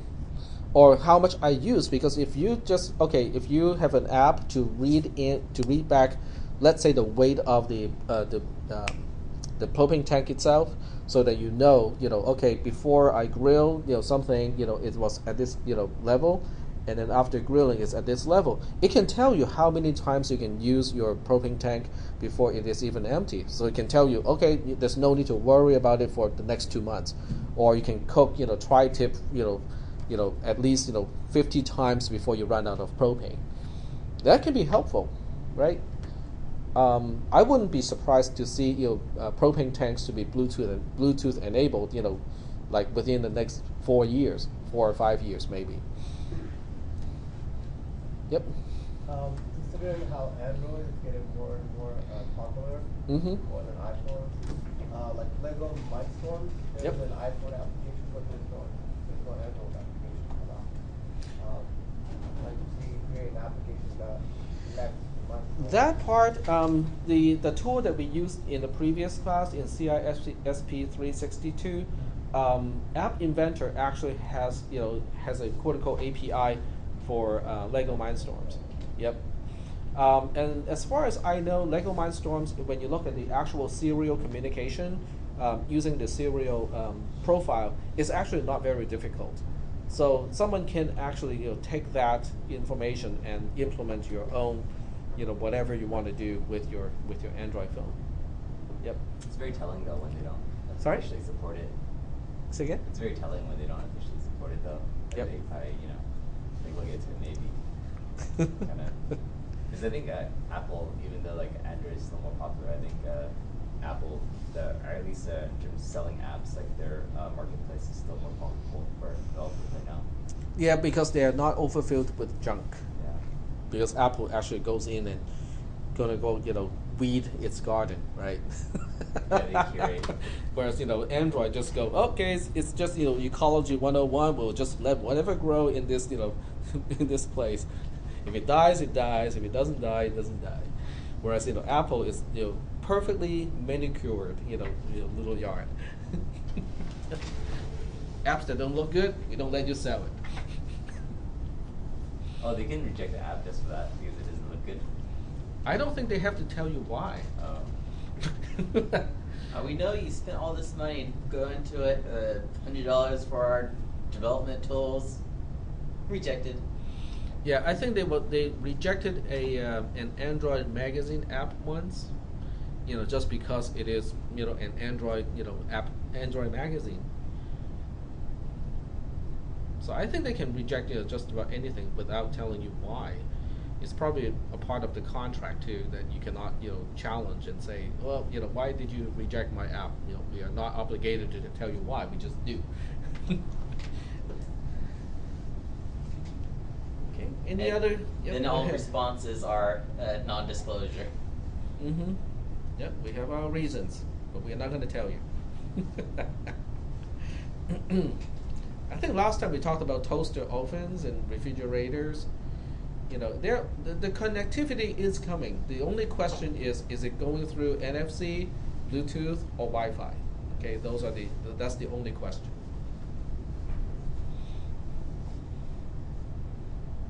Any other questions? I think I talked about Bluetooth enabled shopping carts too.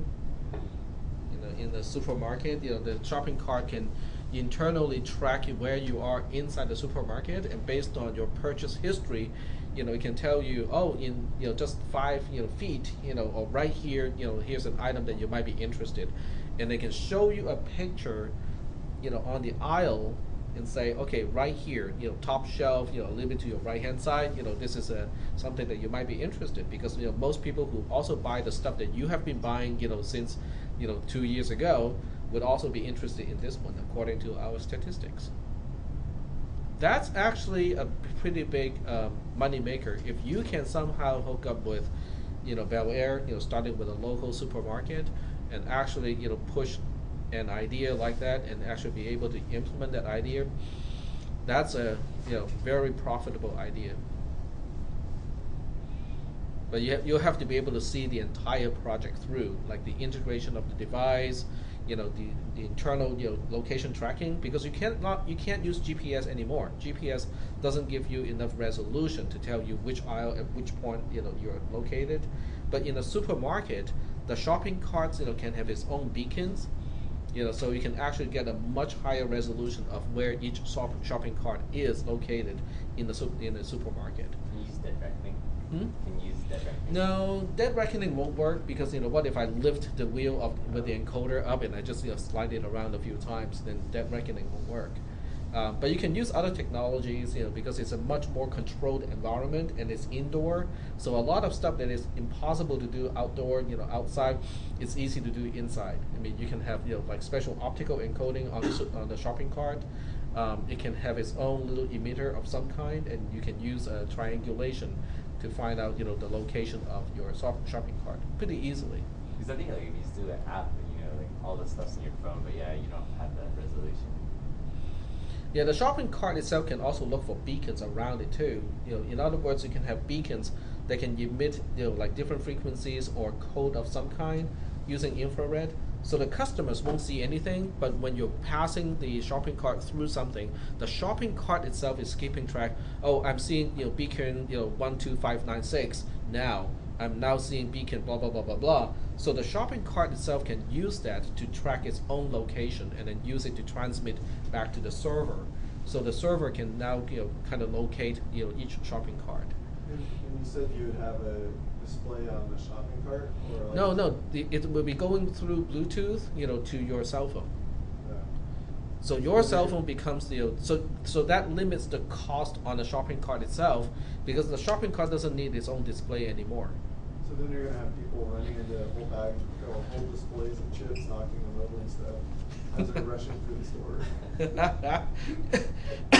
You have a little cell phone holder on the shopping cart. And some people will bring the iPad, like the full-size iPad on the shopping cart. Maybe part of your setup cost can be including barriers around all the aisles and stuff.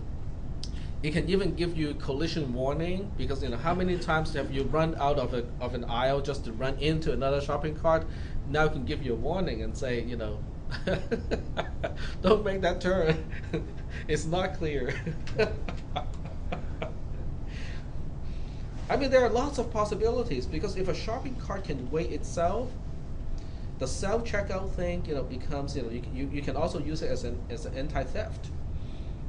Because if the shopping cart is calculating, okay, I weigh, there's like, let's say 16 pounds of stuff in a shopping cart, and then when people self-checkout, the self-checkout counter has its own scale, so it's actually measuring, the weight of the stuff that you put onto the scanner thing, okay, on the side.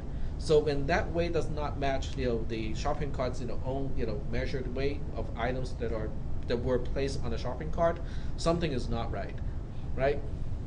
Yep. But when you have the issue of like people putting their purses or child into the shopping cart, but you have a log of where that weight or when that weight comes in, right?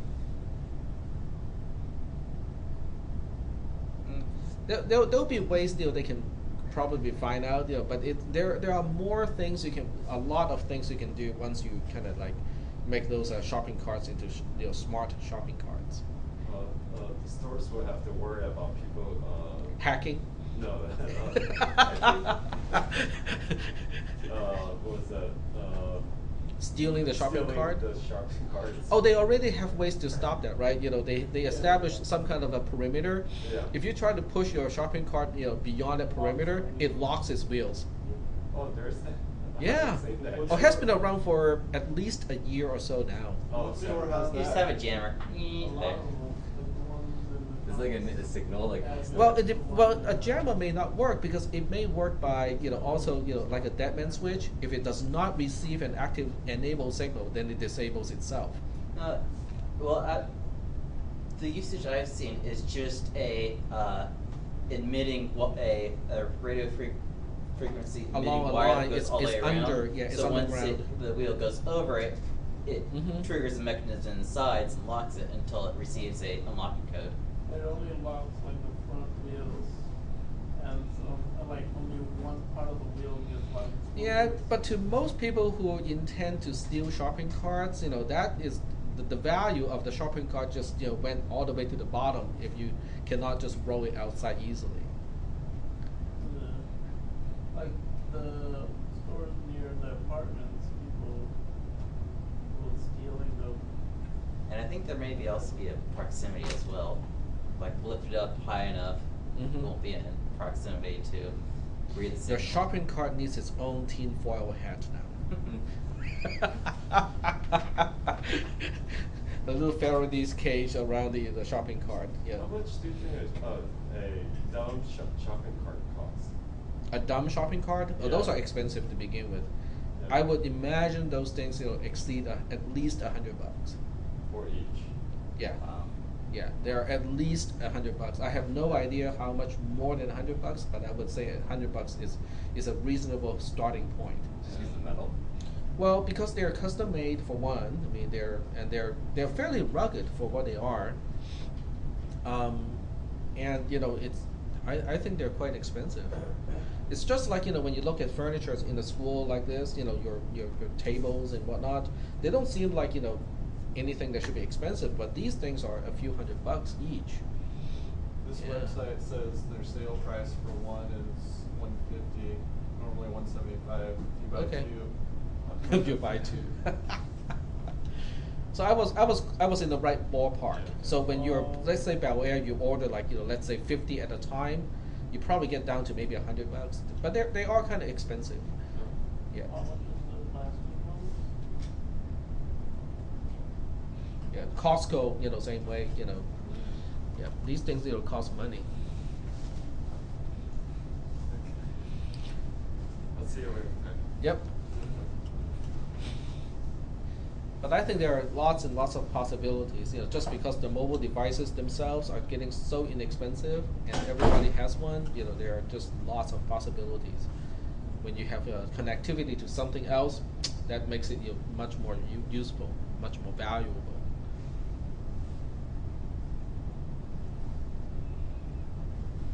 Now it depends on what you can think of, to make use of a mobile device. We still have to build, design the hardware on the device to build it. That's correct, but coming up with the idea and actually, advertising and, getting people to subscribe to your idea, like you're going into Bel Air and demonstrate, why they want to do this and what they're getting out of this, that is a good portion of it. The actual detail of designing the circuit board and, integrating it into the shopping cart, there are other people who can help you once you have the idea. But the idea itself is the valuable part, and being able to manage the project, all the way to the end, is also is important. It's an entrepreneur kind of thing. I mean, that's definitely, looking for opportunities. But technology presents, a lot of possibilities.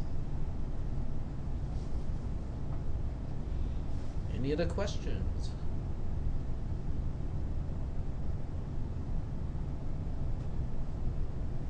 Questions? I wanted my son's backpack to be Bluetooth enabled. So before he gets out of the door, it would check the content and say, "You're forgetting your planner, your pencil box, and your lunch."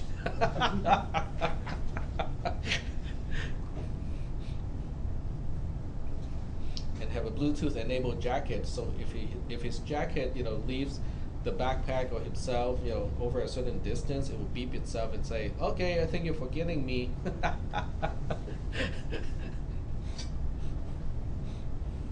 Did you want like RFID instead of Bluetooth? Just because the RFID, like at least you don't have to. It's batteries. passively powered. Yeah. You don't have to change batteries on your Yeah, but with RFID, how many cell phones have RFID capabilities? That's true. How many? So what you need in that case is a separate device that is not on your cell phone, that is Bluetooth enabled. So your cell phone will still be quote unquote the hub of everything. So your Bluetooth, RFID scanner. RFID adapter. Yep. Or scanner. So you can basically point that thing to whatever you want to scan, but it goes back to your phone basically. Well, they have NFC, I guess, but that's like, right NFC close. is right next to it, Yeah. and some RFID are right next to it too. But you can also get different RFID technology, like with a pointed directional antenna, you can get a fairly good range out of it. I wouldn't say like super duper, but it's reasonable. Yep. Bluetooth enabled, pet door. Okay, when you install those door to let a dog or a cat go in and come in and get out, that will be useful. So that's something like small that like next to your like wallet or something. What? Your wallet.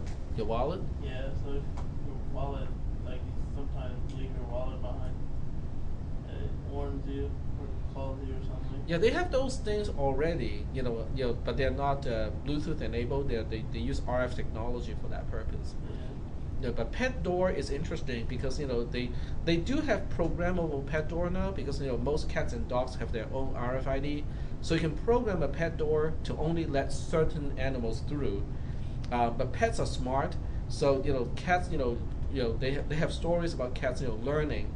Oh, okay, John can go through, but I cannot. So what they do is they tailgate.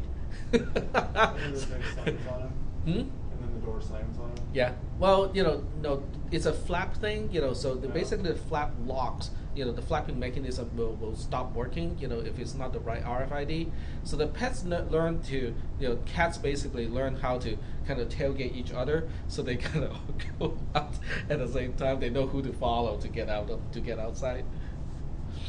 The idea is, not to let raccoons into your house, but your own animal, your own pet, will still be able to get inside. Maybe add like a weight sensor. Yeah, but right now the devices are very cumbersome to program, because what you need to do is to get the pet next to it, and then once your pet's RFID registered, then you have to push those really awkward buttons to do everything. But you can imagine that if once it's Bluetooth enabled, it's a lot easier, because now you can just kind of do the scanner thing on the pet, and then you can set up the timer. Even with this pet, I only want to allow this pet to get out, up to maybe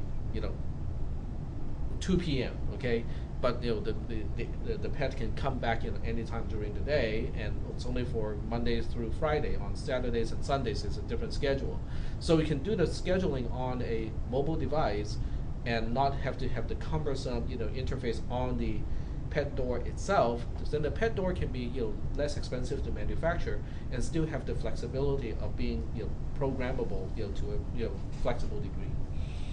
And they have one for like food dispenser. Mm-hmm. So like, the cats don't steal from each other or something, or the dogs. I'm not sure. Well, in that case, you have to have the food dispenser to have a hood of some kind, so only one animal can stick its head in at a time. And good luck convincing your cat to eat, when it has to stick his head into a hole to eat something.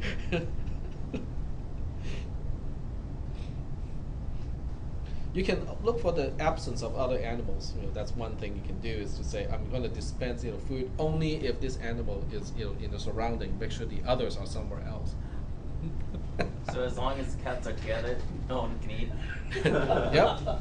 So they better learn not to do that, right? I mean, they will learn. I mean, cats are pretty smart. That's a good point.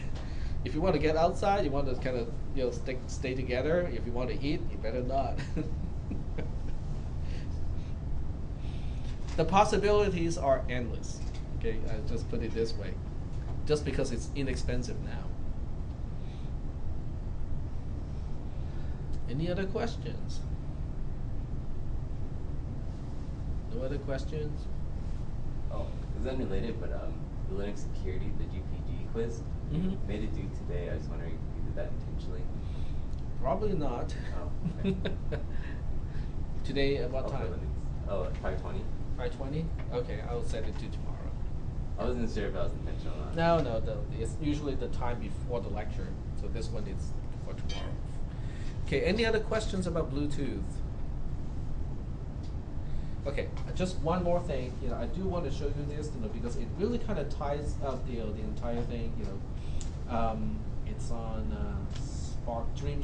That's it. SparkFun, Bluetooth. It knows what I'm looking for. I can horribly misspell it too, and I still know what I'm looking for. Yeah. So this is what you can do. If you already have an electronic device of some kind that has a serial interface to it, this is what you can do to easily add Bluetooth connectivity to, any electronic thing. It just takes the serial output of a, whatever. Okay, you can use, and then it will turn it into a Bluetooth slave. So now you can use an Android device and use a dumb terminal program and talk to it. Oh, is this for Arduinos? For Arduinos, or you can put it onto anything that has a serial protocol, input output. Arduinos definitely fall into that category. $40 for one?